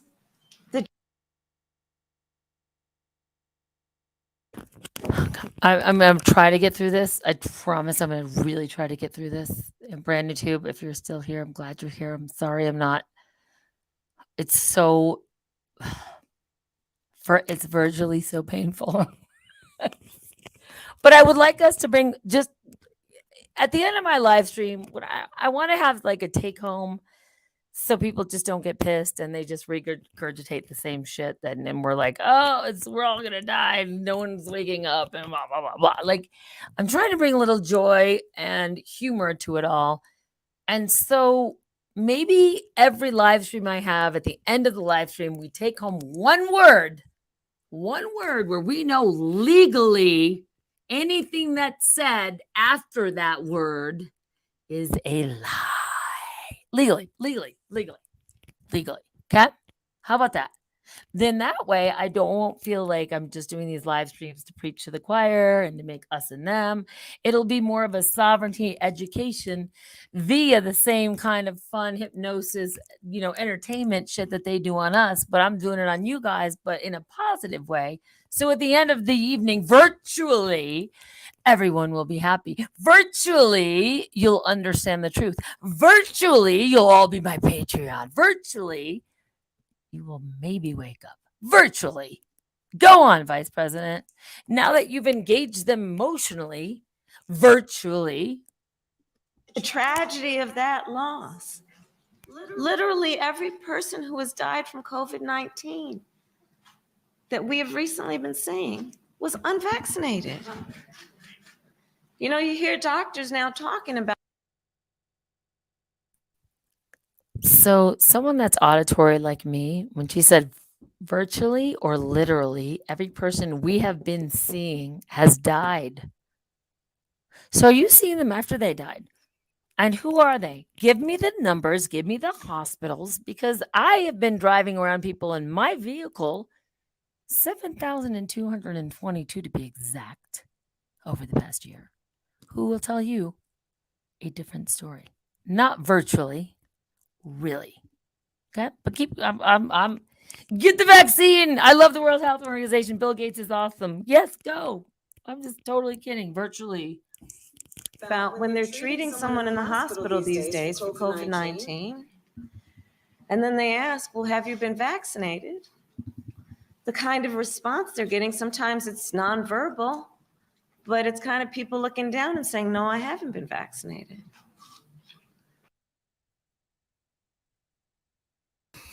Again, it's very hard for me not to contribute. She just said, the people who have been asked whether they're vaccinated or not are giving us a nonverbal sign. Why? It's not fucking charades. You've been vaccinated or not. And they've been giving us a nonverbal. I'd be like if I couldn't speak because they're shoving a ventilator down my throat, which I didn't approve of, by the way. Then they'd give you a sign. Like, no, like, was there not? Like, why are they giving a nonverbal sign? You guys, ignore the fucking flags behind her. Ignore her, like, passionate. That's me on an infomercial. And most of the time, you don't know what person. It's listen to the words. Please listen to the words. We're in church right now. Listen to the words. In the beginning was the word. Why do you think that says that in the fucking Bible? Because that is the most important thing. The word. 19. Listen. And then they ask, well, have you been vaccinated? The kind of response they're getting, sometimes it's nonverbal, but it's kind of people looking down and saying, no, I haven't been vaccinated. So let's do this in a way that we don't judge anybody. We're not looking down on anybody, but we do want to give them the information because nobody should have to live with any kind of sense or feeling of regret when there's so much that's available to help them. You know, I got my second shot back in January, and I'm so glad I did. And of course, you know, I thought, oh, I can handle anything. But that next day,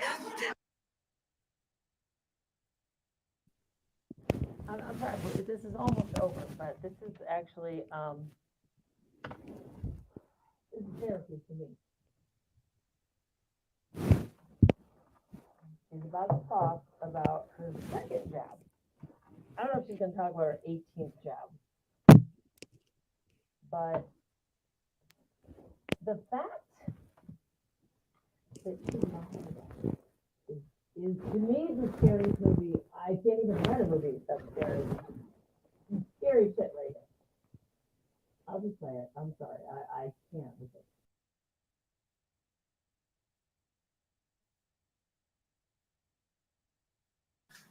when there's so much that's available to help them.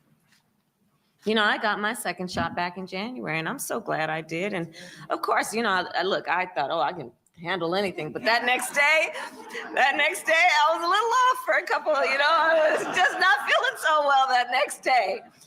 But that was it. And then back to normal, right? So yes, okay. That's part of it. But it's just, you know, a few hours, and it can save your life. It can save your life. In the words of your own Miguel Cabrera, he said that the shots are nowhere near as bad as the virus.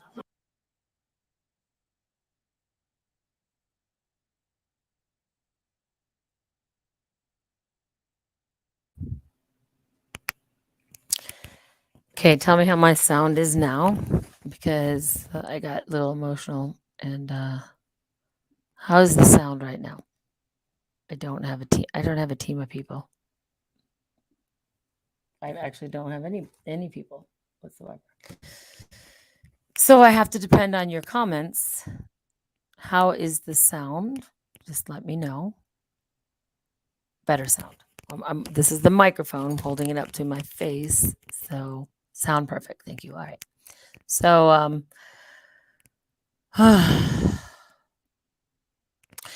so the other night when I'm watching this, it's almost done. Like the Church of Vaccine is almost done. I'm watching this and I'm having such a hard time. It's like, you know, you watch the car accident or whatever, and you're like, or if a huge earthquake would happen in LA or a little one. It's like if an earthquake happens, you got to call someone and go, did you feel that? Did you feel that? Yeah, I felt it. Yeah, it was big, right? Yeah, it wasn't just a semi truck. It was like an earthquake, right? They're like, yeah, it was an earthquake. And then you feel validated. You're like, okay, thank God. I'm now, you actually didn't want to talk to the person. You're like, I just wanted to find out. It was an earthquake, right? And they're like, yeah, it was an earthquake. What were you doing? I was washing the dishes. What were you doing? I was sitting with my dog watching TV, and I was like, what? And then you actually have nothing else to say. But the fact that you were validated that it was an earthquake and not a semi-truck driving by, you can go to bed. Okay, so it wasn't me, right? I didn't just like all of a sudden pretend the earth is shaking. It's some kind of validation and confirmation that I think humanity and us as humans, and I say us as humans because I really feel like there's less and less of people who are human, including this one right here. So one of the reasons I'm sharing this right now is because I need to have at least a few people go, this is fucking crazy shit. Because sometimes you watch it and you go, okay. And then other people are like, I don't see anything. I think it's totally normal. Virtually. That was a virtually great speech, virtually. Like, what the fuck is the world I'm living in? So ultimately, sometimes I do these live streams because at home, I could record it, but then I'd have to come here and upload it. It's like 8 hours of my life. But if I do this live, I don't really care if there's 30 people or one person. Like, I don't care if it's just Taz and Harley or Ellen and Steppenwolf and me. I don't care. I really don't care anymore. I really don't, because I already know they're lying about numbers. I already know that. I've had Facebook from Facebook. I'm not going to say her name, but she was in my car. I always do this like that's my car, but it's not my car. But that's because I'm driving. It's virtually my car. Tell me exactly what I already knew. I've been so freed from being with people every day, 7,200 people, 5 hours a day with me. I have been so freed emotionally, physically, mentally, psychologically, ish. I'm still like, but because they have validated, and they're not virtually going, yeah, I work for Facebook virtually. No one uses virtually in a sentence when you're like, what do you do for a job? I virtually work for, well, maybe Facebook because it's Meta, but that's all I think. But she like gave me her number. She's like, you ever have a problem with Facebook? Give me a call. I'm like, oh, you just gave me Pandora's box. So she just gave me like the golden calf, the what's it called? They'll search for that final golden box. Come on, it was in the Harrison Ford movie, and he looked at it, and everyone turned to stone. It was like they searched for it. It was a whole movie about it. Ultimately, she works for Facebook. So if I really have a question, trust me, trust the bitch when the bitch says trust. I got her number. And I was like, all right, good. I can find out. And then I had someone in my vehicle that worked for YouTube. I'm like, give me your number. I need to know because I don't have an inside connection. And now I do. So now I can actually contact someone and go, remember I did the wine tour and we were having fun, blah, blah, blah, blah. Well, guess what? I'm in jail again for no reason, virtually. Then I can actually do something. It's good to know, people, because the connections you make with people and humanity, that's going to be your gold. That's going to be, I really believe, in the next year at the most, what's going to help you in this shift and where we're going in humanity is the connections, the real connections, not, oh, you work for them or I can help you, you can help me. No, that paradigm is going away. Real connections. Doing something for someone and not getting anything back. Doing something for someone where you're like, yeah, I know they don't like me, but I'm going to do it anyway. Like that is the bank you want to invest in your life right now, doing that kind of stuff. Okay. Stop focusing on Satanists and their agenda because it gives them power. Don't you understand? Anytime we bring that to light, unless, and I'm using this, listen up, people. If you focus on something like this thing right here and you make fun of it, Satan hates to be mocked. The worst thing you can do is make fun of. This is why there's not a lot of comedy and they're canceling Dr. fucking Seuss. They're canceling. The best thing you can do is make fun of this reality because it's literally like pouring water on the Wicked Witch of the West. I'm melting because you're making fun of it. They don't know how to function in that arena. Do you understand? That's the most magical power you can have is to make fun of it. Now, I'm not going to show this to give it power in any way, shape, or form other than to bring about questions and notice certain things that she's saying that I said in my past that allowed me to be a part of an infomercial that was basically selling you snake oil, but legally because they said virtually. Anyway, can I get an amen? Can I get an amen? Finish. Camel toe. Bring it home. Don't know why you're laughing. Don't know why they're clapping.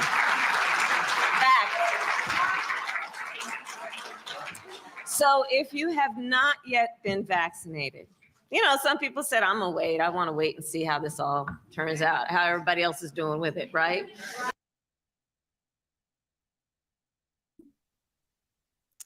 Because that's logical. Because no other thing has been ever brought upon humanity that has not had at least 5 years of testing. So don't come back at me with the measles. Don't come back at me with the polio. Don't come back at me with that, because all of that had over 5 years of testing. So she's all getting all black. So, when people say, I just want to wait. People say to me, now she's getting all black. People say to me, I just want to wait, right? Can I get an amen? People just say, I just want to wait till, there's 14,000 people getting like random heart attacks and people dropping dead from playing soccer, but I don't know why. It's just all of a sudden, people just say they want to wait. Can I get an amen?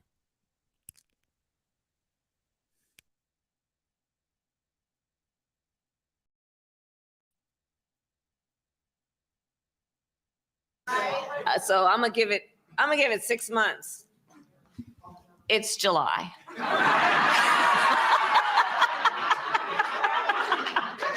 It's time.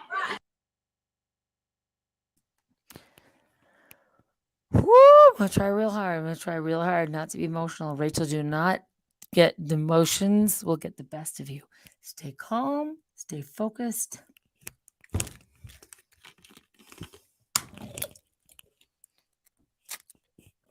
Water.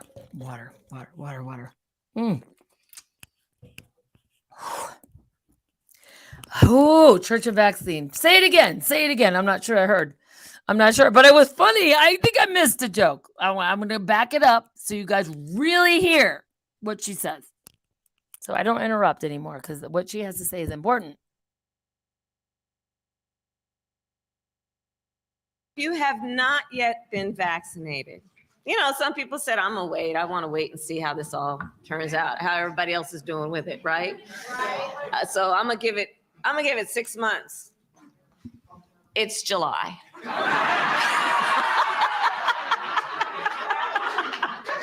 It's time. So it is time, and it is time to roll up your sleeves and get the shot. And if you already have, find someone who hasn't and help them. And talk to them as we are having this conversation now. Born out of love, born out of concern, and born out of knowledge, again, that it will save lives. A couple weeks ago, I was down in Atlanta at Ebenezer Baptist Church.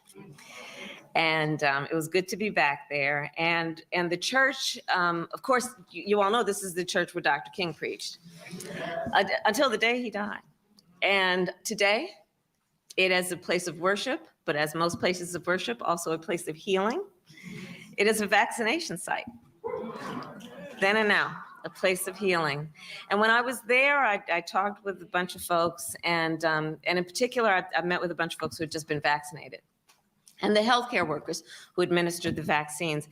And I said then, what I will repeat today, I do believe that the act of getting vaccinated is the very essence of what the Bible tells us when it says, love thy neighbor, right? Because what we know is, one can ask, well, who is one's neighbor? Is it the person who lives to my left, lives to my right? I know them, may borrow a cup of sugar, right? But what we know it means when we talk about love thy neighbor is that, yes, it may be the person next door, and it may be the man on the side of the road, and it may be a perfect stranger. And in the face of that stranger, you see a friend. That's what this is about. And so by getting vaccinated, you are loving your neighbor. And so I will end, Reverend Anthony, where I began, with the point about Detroit's resilience. Detroit, you know better than most. Resilience is not automatic. Not everybody has it. Resilience is made. Resilience takes determination, and it takes work. And resilience requires love. So in that spirit, and in the spirit of resilience, let us rise up, Detroit. Let us rise up, Michigan. Let us rise up, America. And let us end this pandemic once and for all. We can do this together. I know we can. Thank you.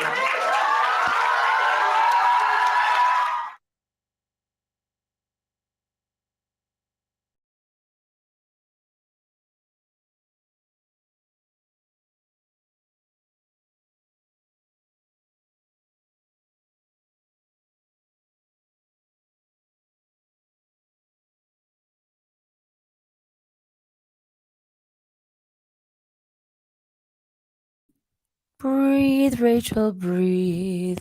Don't be angry. Love and breathe. Love your neighbor. Love your neighbor as yourself. And I really want to share this too. I think it's very important before we go about faith. Where's your faith, people? Right? Because to me, just want to say right now, where 2 or more are vaccinated, I don't know, God will be there. It's just church a vaccine. Where 2 or more have got to just get rid of that. There's so much more to say about her and the language, but it's getting late and I already went overtime. I know, I'm watching. So, oh my God. It's so difficult. It's so difficult knowing I'm not allowed to speak certain things. But let's just quick cover where 2 or more are gathered, because for anyone that has a belief in anything, I think this is very important to see. Where 2 or more are gathered.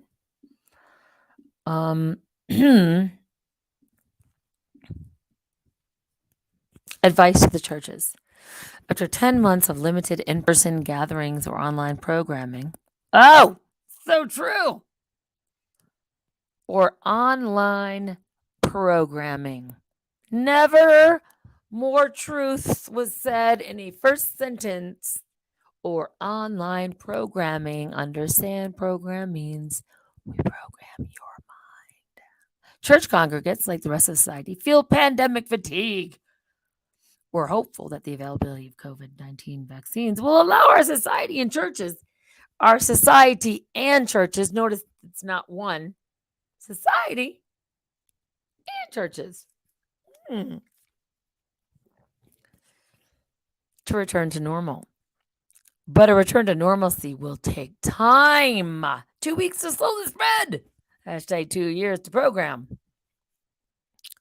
Unfortunately, many of our Christian brothers and sisters living in low and middle income countries, where I have worked more than 25 years to stop the spread of infectious diseases, will not receive them until 2022 or later.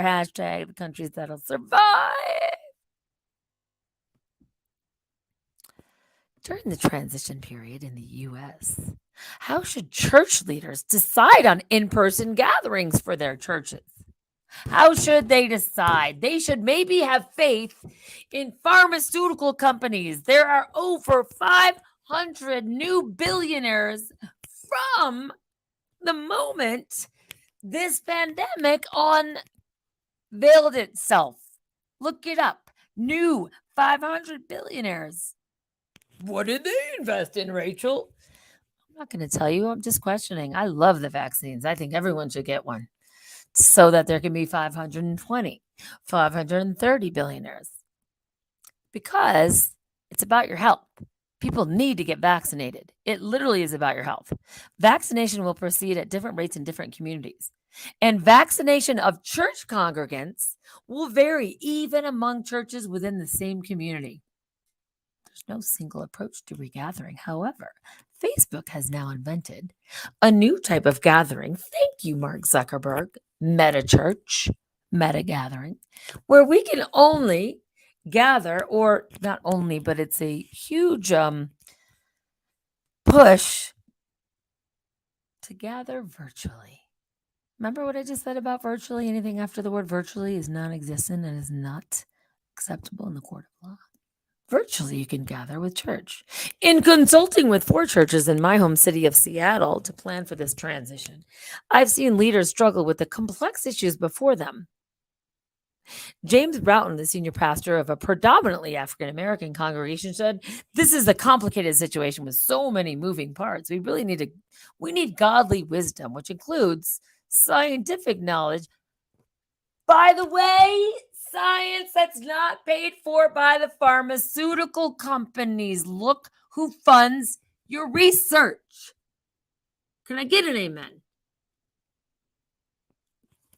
All those I talked with see the need for open discussions within the church. Wouldn't that be amazing if we had open discussions anywhere ever? And right now, having an open discussion or me even challenging anything whoopee cushion jab related gets me literally demonetized. Hashtag focus on the first 4 words of that letters DEMON. Sorry, 5. Demonetized the moment I want to have a conversation. Looking at both sides. As in my previous CT articles on church gatherings, which is in this article, right? Which you guys can read. I'll leave it in case you don't want to read. I get it. It's like books on tape. No one's got a attention span. I get it.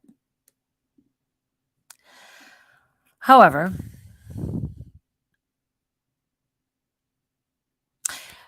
as in my previous CT articles on church gatherings during this pandemic, I've tried to discern God's call for his church using 2 guideposts: biblical truths and scientific knowledge, because we know how great those 2 things come together.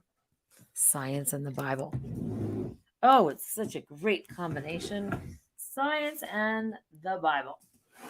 Sorry, it's dying, so I have to plug it in. How COVID-19 vaccination influences church gatherings. Church leaders are balancing 3 factors when they consider church gatherings during this pandemic. The need and desire of congregants to gather, as the Bible said, or prophetic, beautiful scripture says, where 2 or 3 are gathered together, and they never say in this article in his name. They leave out in his name. And they just say where 2 or more are gathered, and they throw in vaccine.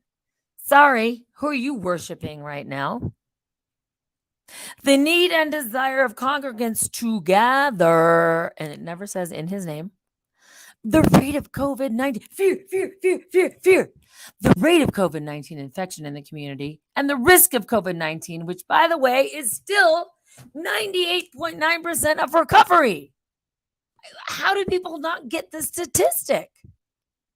This is what freaks people like me out. When I grew up in a Christian community, it doesn't. It's hypnotism.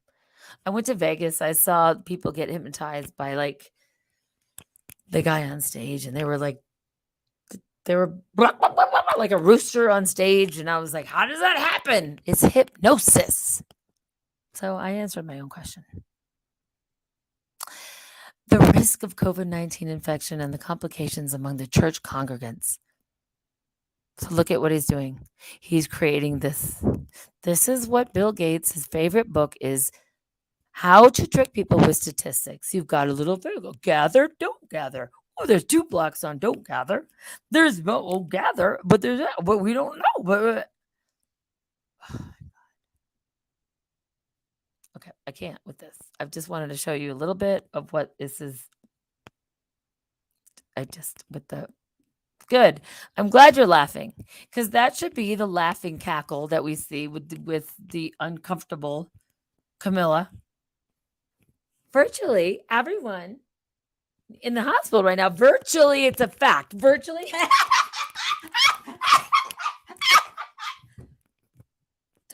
Freak show. When someone laughs that hard for no reason, it's a fucking freak show. And I'm sorry, don't make me a Democrat, don't make me a Republican, because I don't like any of it. I don't like any of it. I don't like either side. So don't turn me into that. Oh, she's cute. She's cute. No, stop it. Now, this last thing I want to share, and this is just for anyone that has kids, because I think I should share with the holy moly. You can apply right now to the Faith in the Vaccine application ambassadors. All right. This is actually real. I'm just going to say virtually. It's virtually real. Virtually real. This is virtually real. Faith, by the way, Washington University in St. Louis. I'm just going to, just for you guys, I'm going to make this bigger than me. And I'm going to point the arrow for those of you who are old souls. Washington University in St. Louis. I'm pointing at this, the shield with the 3 stars. Okay, that's all I got to say, because I'm not going to explain it to anyone else. So just, that's it. And now, by the way, sponsored by Vanguard, this university. Vanguard.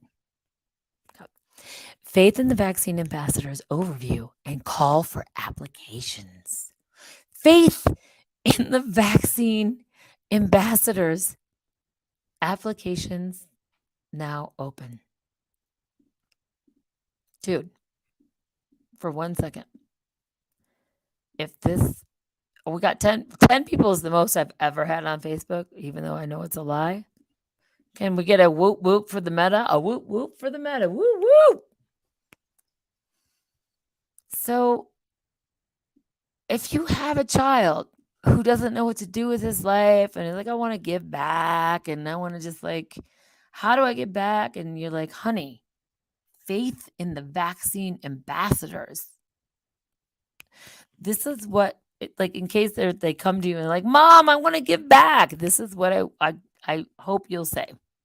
Hell no. Come on. To the no, no, no. Hell to the no. Hell to the no. To the no. I didn't hear that, but how about that? Hell no. Come on. To the no, no, no. Hell to the no. Hell to the no. To the no.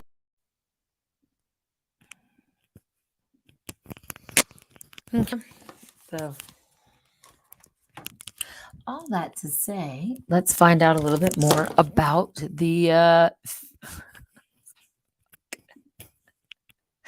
it's a vaccine ambassador. You know, I like to like leave it on a high note, right? So let me just I actually want to hear it. I want to hear it in my ears. I want to be fully when I share something with you, I actually want to hear it. So sorry, if I share something with you, I want to hear it.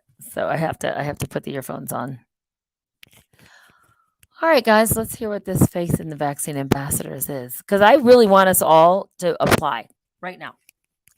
The Faith in the Vaccine Ambassadors is a project that arises out of a recognition that one of the most pressing challenges facing the COVID-19 vaccination process is the lack of trust.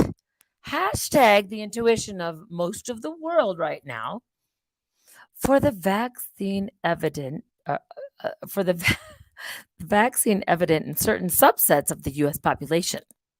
Basically, they're going to have you apply to help the Black, Native American, and Latino communities who face disproportionate health outcomes related to the COVID-19 and may also be less inclined to trust I could bring in so much more facts, but I'm not going to. Information due to historical medical abuse and oppressions in the United States. The liars, the lies. Politically and religiously conservative white communities may also be less likely to trust the vaccine. politically, let's go back. Politically and religiously conservative white communities. So I'm going to tell you right now, I am liberal. I grew up Democrat. I am not conservative in any way, shape, or form. I am white. Last time I looked in the mirror. But I'm just saying, politically and religiously conservative. I'm not religiously conservative. I believe in reincarnation, and I just went to the Peace Park and did a whole meditation, and I walked a medicine wheel today. That ain't conservative, my friend. They may also be less likely to trust the vaccine. So, you know how I feel about it. Virtually. So, I don't fit in that category. Nope. But they're trying to put people in that category so we can separate and go, oh, those Trumpers that don't want you. Whatever.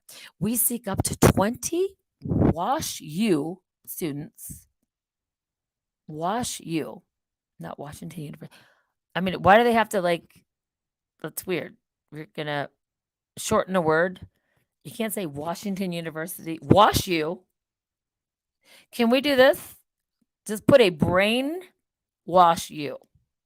We seek up to 20, put a brain wash U. We seek up to 20 brainwash you students. Oh my God, it's so perfect. Right?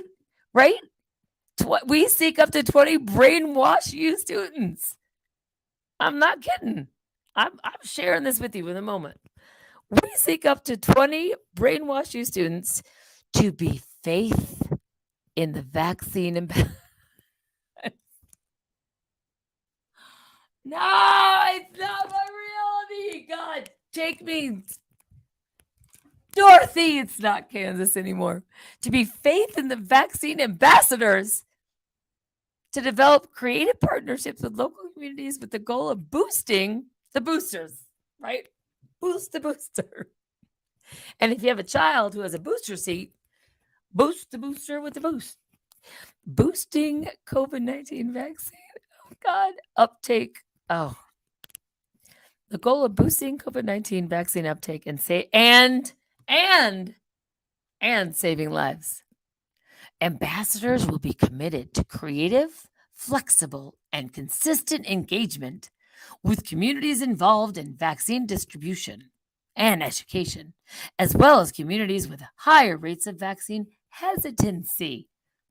Hashtag my house, but you get near me, motherfucker, and you know what? You get a different kind of shot, and it ain't a tequila shot, because guns are legal in Arizona. Anyway. This program will run from May to October 2021. Ambassadors here, bring it home. Sell your soul for $1,500. The ambassadors will receive $1,500 to be a vaccine. I'm going to apply tonight. You don't think I will? I think the time has passed, but I said May to October. But $1,500 stipend directly from the someone is a real researcher. They will look up Interfaith Youth Corps. Okay? You will look up Interfaith. Oh, directly from the Interfaith Youth Corps. We recognize students may be in multiple locations over the course of the 6-month program. So wait, it's the word of the night. It's the word of the night. Virtual meetings will be offered. And practice will be flexible to allow for continued connections as students return to brainwash you. Like, why do they say wash you? Why do they say Washington University? Why is it wash you? Someone please tell me why it says wash you. I got to look at the chat. Why does it say students return to wash you? Why? Why does it say wash you? Nobody shortens anything to wash you. As students return to, why can't they say Washington University? They are not being conservative with their letters until they get to wash you. until they return to brainwash you in late summer. This program is sponsored by Interfaith Youth Corps, and it's coordinated by Center for Diversity and Inclusion and the Office for Religious, Spiritual, and Ethical Life at Brainwash University. I'm sorry I haven't done this yet, and I know this is going to make me go overtime. I have to click on Interfaith Youth Corps. Building Interfaith America, creating the next generation.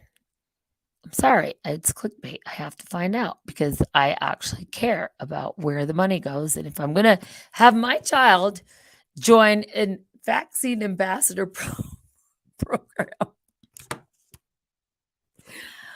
I'm cackling like Camilla. It's a Camilla cackle. A KC, Camilla cackle. Building Interfaith America. Creating the next generation of interfaith leaders on campus and beyond. We are each other's. Interfaith America, interfaith leadership. Okay, what do? It's a national nonprofit that equips the next generation of citizens and professionals with knowledge and skills needed for leadership in a religiously diverse world, partnering with higher education institutions and corporations. IFYC is dedicated to making interfaith corporation, the norm, corporation, and building Interfaith America Corporation in the 21st century. That was of information. We are each other's. Bridge modules. Interfaith leadership video series. Oh God, forgive me for doing this. I have to see a video. Where's the video? Already joined? What's the topics? Who's the appropriate audience?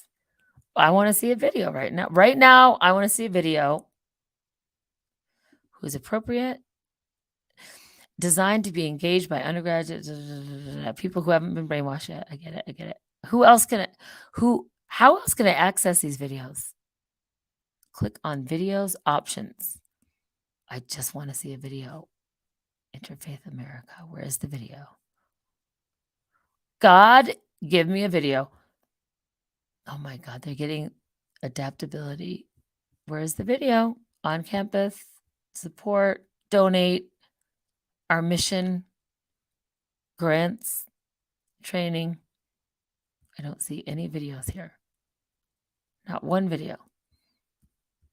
I do great videos. I could video the shit out of this right now. You know I could. I don't see a video. Indeed, what does it say? No one who has 2 working brain cells. I know. I'm just trying to find a video, guys, because I want to see the Interfaith Leadership video series. It says I clicked on the Interfaith Leadership video series and I cannot find one video. Wait. Nope. It's home. Nope, no video. Not one video. There is not one video in the Interfaith Leadership video series. How ironic, there's not one video. How else can I access? Many of the videos can be accessed as standalone videos via our resource library. Click on videos options to see what videos are available. Resource options. There's no resource options. There's virtually no resource options. Oh, I just wanted to see one video. Oh, what's that? Oh! Look around you. You'll see difference everywhere. Each day, different people wake up and go out to make a... Oh, I got it. Okay, something. I got it. I found a video. We might end on this video. The Interfaith Youth Corps introduction. Oh, it's good. I love when I research while I'm live and I'm sharing something it's never been shared. It's like, I think it's exciting for me. For me, it is. So now I got to share it with you. Okay, stop screen, share. And here we go. The once you bring God into it, donate and give it up to God. Where 2 or 3 are vaccinated. Yes, church of vaccine. Bring it up. Bring it, bring it, bring it. Jesus, they do not forgive them. They know not what they do. Is kind of my mantra lately. Here we go. We're watching this together for the first time. That's kind of special. Here we go. No, it's not that one. No, it's a video. Okay, wait. I got to share that one. Interfaith Youth Corps. Interfaith Youth Corps.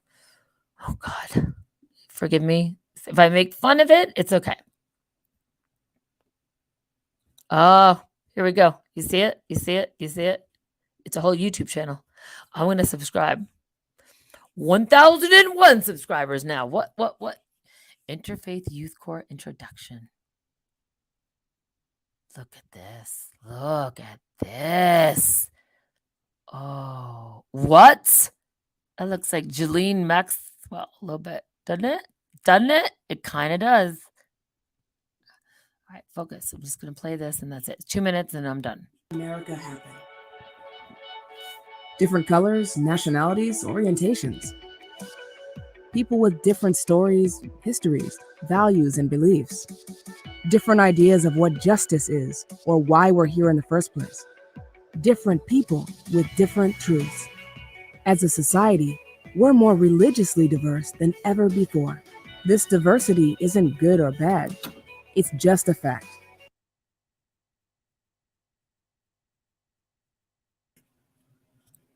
Trying not to interrupt, but the voiceover is horrible. I could take this voiceover over. I could make it way better, but we'll keep going. That was just a someone from Hollywood opinion on the artistic delivery. All right. The question is, what will we do with it? Will we work to build community from the values that we share and come together to solve our biggest problems? Or will we allow apathy, ignorance, and intolerance to define the future? What we do in this moment matters. Just because our democracy is diverse doesn't mean it will be united. That's a problem.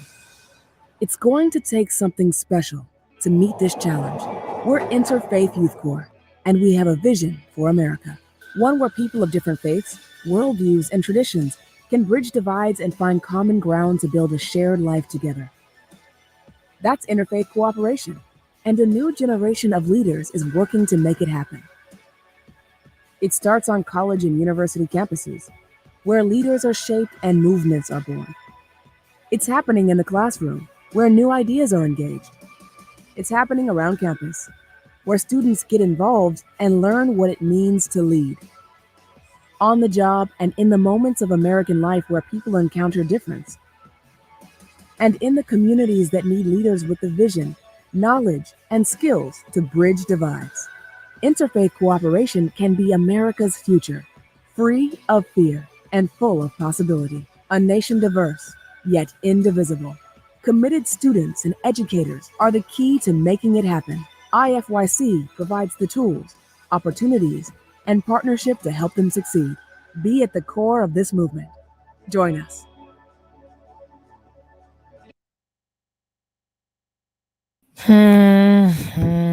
My God. It makes, as a comedian, I really want to try to create something that's like that, like a 2-minute that says nothing and everything. There's a lot of people that think differently, and there's black and there's white and there's Indian, and let's come together and let's create this thing and join our movement. What you said, you told me nothing about your movement at all. Nothing. But you had it's like a pharmaceutical commercial, a lot of happy people with voiceover I don't understand, and nothing is actually said. Oh, God. Anyway. They're a lost generation, brains fried by cell phone radiation. What do you expect? I mean, I guess, but I had a girl tonight in my vehicle. She was millennial for sure. And I mentioned this stuff to her. She was one that basically told me that Walt Disney, because she was getting her master's in biotech engineering and all this stuff. And they gave her an option of going to these funeral homes. And one of the funeral homes was in I can't remember the state it was, but I got her number. I can find out. And his body is still preserved, and his dog's body is still preserved because they somehow want to save their. I'm like, do they want to come back in the same body? It's not about that. They want to save their genes, their genetic coding. They believe that somehow, and maybe they had the information and we don't. But I mean, look at the mummies in Egypt, like somehow wrapping your body. They had some kind of technology or belief system where that's going to help them. I said, you know what? Love this life. Had amazing, traveled the world 3 times. Like the fact that I can't, it broke my heart tonight to find out on January 1st that you're going to need a whoopee cushion passport to get into Costa Rica. Cause that really was, I wanted to bring people there to help the animals. Like really, I'd almost be willing to do the whoopee cushion to save wildlife because it means a lot to me. But as of January 1st, you can't even go there without that. And I'm so grateful to God that I've traveled the world 3 or 4 times. But before the age of 7, I traveled the world. Obviously, I don't remember that, but it's in my brain. So I don't feel like I will be giving up much by not doing it ever again because my soul is more important to me. But had I never married, have I never traveled, had I been my friend who messaged me tonight that I read you earlier, her messages from Australia and crying to me and saying she wants to give up. And, you know, everything in her body is telling her no, but she's crying, looking at Google Earth, all the places that she wants to travel. I've been to most every place I've ever wanted to go and more. I can die tonight or tomorrow. I've literally am fine with leaving this earth and going to the next place. I know I'm supposed to be here. In fact, the fact that I said that virtually or really is going probably to, now I've cursed myself and I'm going to probably be here till I'm 100. I live my life. I've had the most, but I promise you in one day, I probably have lived more connection and beauty and love. And I go home feeling so fulfilled every day. So I'm okay. Like I've already said goodbye in my heart and my soul, and I've grieved my family. It's very difficult. All of us are having to do it. And in my vehicle, again, I do this in my vehicle. I have people who all of their families are separated by this. It's not one, all of them. Husband and wife, mother and child, daughter, mother, father, son.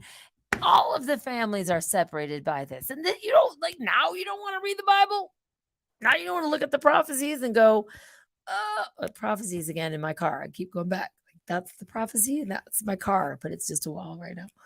In my head, that's the prophecy. That's the car. And now you don't want to look at that. Like I was brought up on the Bible.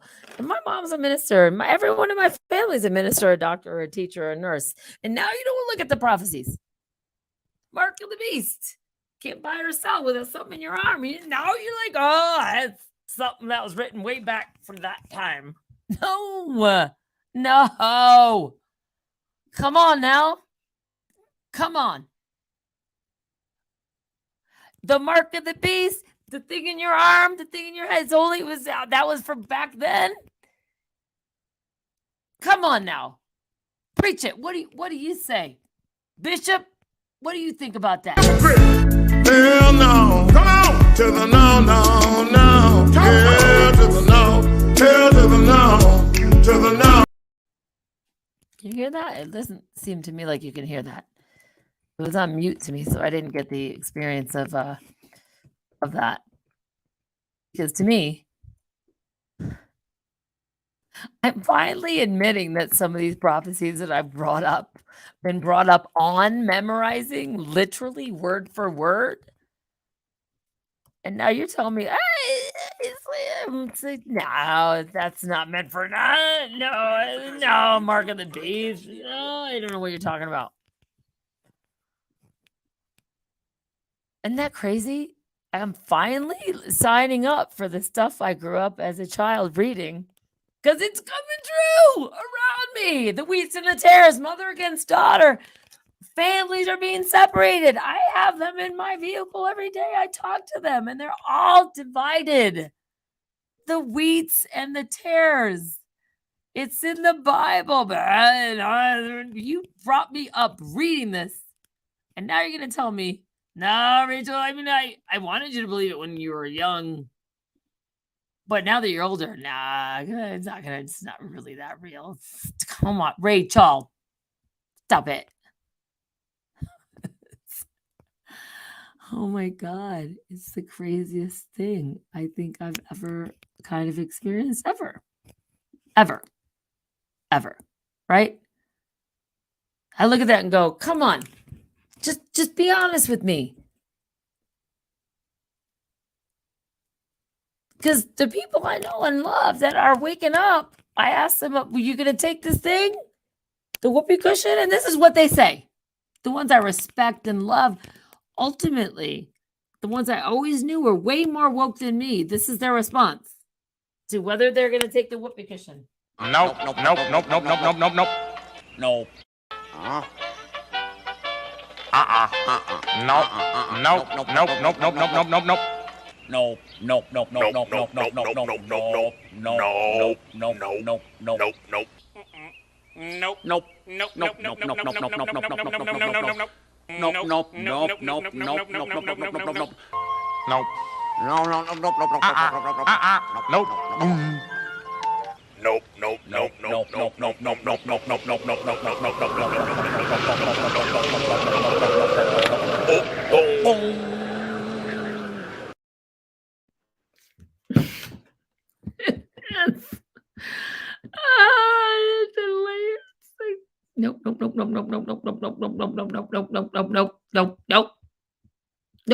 No. Nope. I'm sorry, but this is also never not going to be funny, and it's always going to be here. When I cut to this and I go, listen to your intuition. And if you feel like you have to sell your soul, or you really believe that your job is your abundance and God is not, and you really, really, truly believe that you have to go against everything in your body,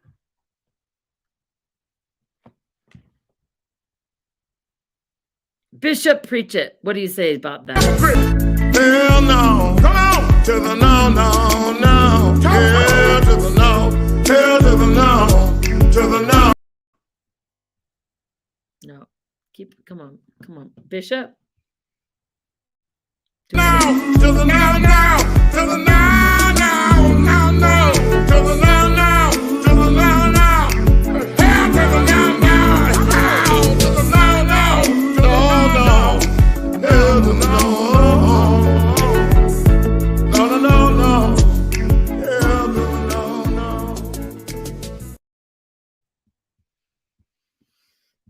I think I might end this with the bishop because he makes me laugh and I really love it. And I've been going now for 3 hours and 44 minutes. I actually thought for a second I could do a shorter live stream, but apparently it's not possible. Sorry, not sorry. So brand new tube. People who are there right now, I'd love to say thank you for being there. And I look forward to my podcast starting in January in 2022, if you can believe that. I will be having a podcast on brand new tube. It's like YouTube, but with free speech. What? Come on now. Give it up. Yeah, I think we're gonna, like, when I've ever transitioned to brand new tube, but I would like to try it. So let's do this. I'm gonna end the stream on Facebook and YouTube, and let's just see how it works to transition. I mean, we won't stay long, but I just want to see if that works because it's been so difficult to do a stream, start another stream. You know, it's like freedom, not freedom, freedom, not freedom. It's not been a fun experience for me, and I do enjoy my live streams on YouTube. Now there's still 10 people on Facebook. You know, thank you guys for being. Oh yeah, please, will you just, like, you don't have to pay me, just thumbs up. I don't know what difference it makes. I really don't. But, you know, How about this? Don't consent and thumbs up. If you can do those two things, I'm not like 3 easy payments of $29.99. Not yet. But just thumb it up. Thumb the fuck out of this right now. Thumb it up. Thumb it up. Because lately my videos have been, for some weird reason, getting like 1,000, 2,000 views. I have no, it doesn't show up in my, like, doesn't matter. No, it does matter. Just saying. It's not like I'm getting paid more from that, but somehow something's getting through the system. Some sperm is getting through. So right now I'm going to end it on Facebook and YouTube and just see if you guys can continue for like 5 more minutes on brand YouTube as an experiment. Not that experiment, a virtual experiment. Oh God. The never-ending story, right? And what you see will be a dream. And what you see will be.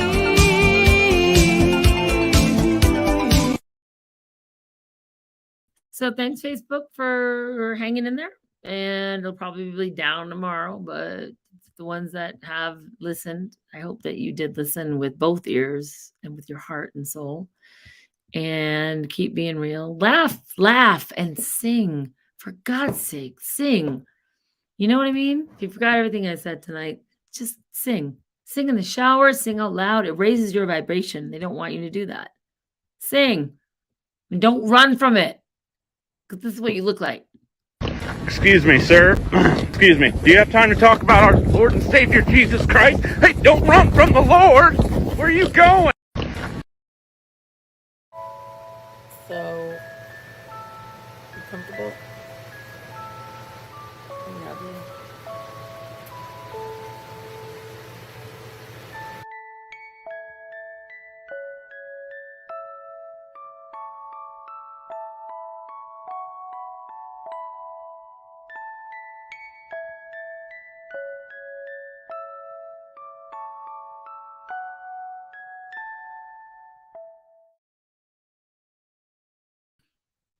Okay, bye everyone. Those who are on brand YouTube, please just go there for a second so I can see how it works. Because when I start this podcast in January, it's going to be huge. Huge. It'll be huge. And obviously I'll have my company up and running. What? What do you mean your company? My company voted #1 tour and Sedona Highlights tour. Who voted that, Rachel? Trump and Biden. They both voted my tour the best in Sedona. It's virtually true. I'm virtually giving you the facts tonight, virtually. So, anyway, if you guys want to leave me a review, go to Google Divine Detours. Leave me a review and tell me how great your wine tour was. You know what I mean? It'll virtually be the best review ever. Divine. And by the way, there's no I in divine. There's no I in divine. Remember that. Divine Detours on Google. There's no I in divine. Divine Detours, Sedona. Sedona. Divine Detours. There you go. Google that. Leave me a review. Tell me how great your virtual tour was. Virtually. Mention Camilla. Mention how great it was on that 5th jab. Yes, divine. There's no I in divine. That's true. Virtually. All right. So I'm going to say goodbye to Facebook. How do I end it? Oh, I don't know how to end it. I don't know how to stop Facebook. I can remove it. It doesn't show me how to end it. Okay. Remove? Remove this destination. Okay, I'm going to remove it. Oh, fuck. I don't know what's going to happen. Remove. Okay. I'm going to remove YouTube. I don't know if it's going to remove the whole broadcast, but I'm doing it. Here it goes. I don't know if it's going to hurt. Remove.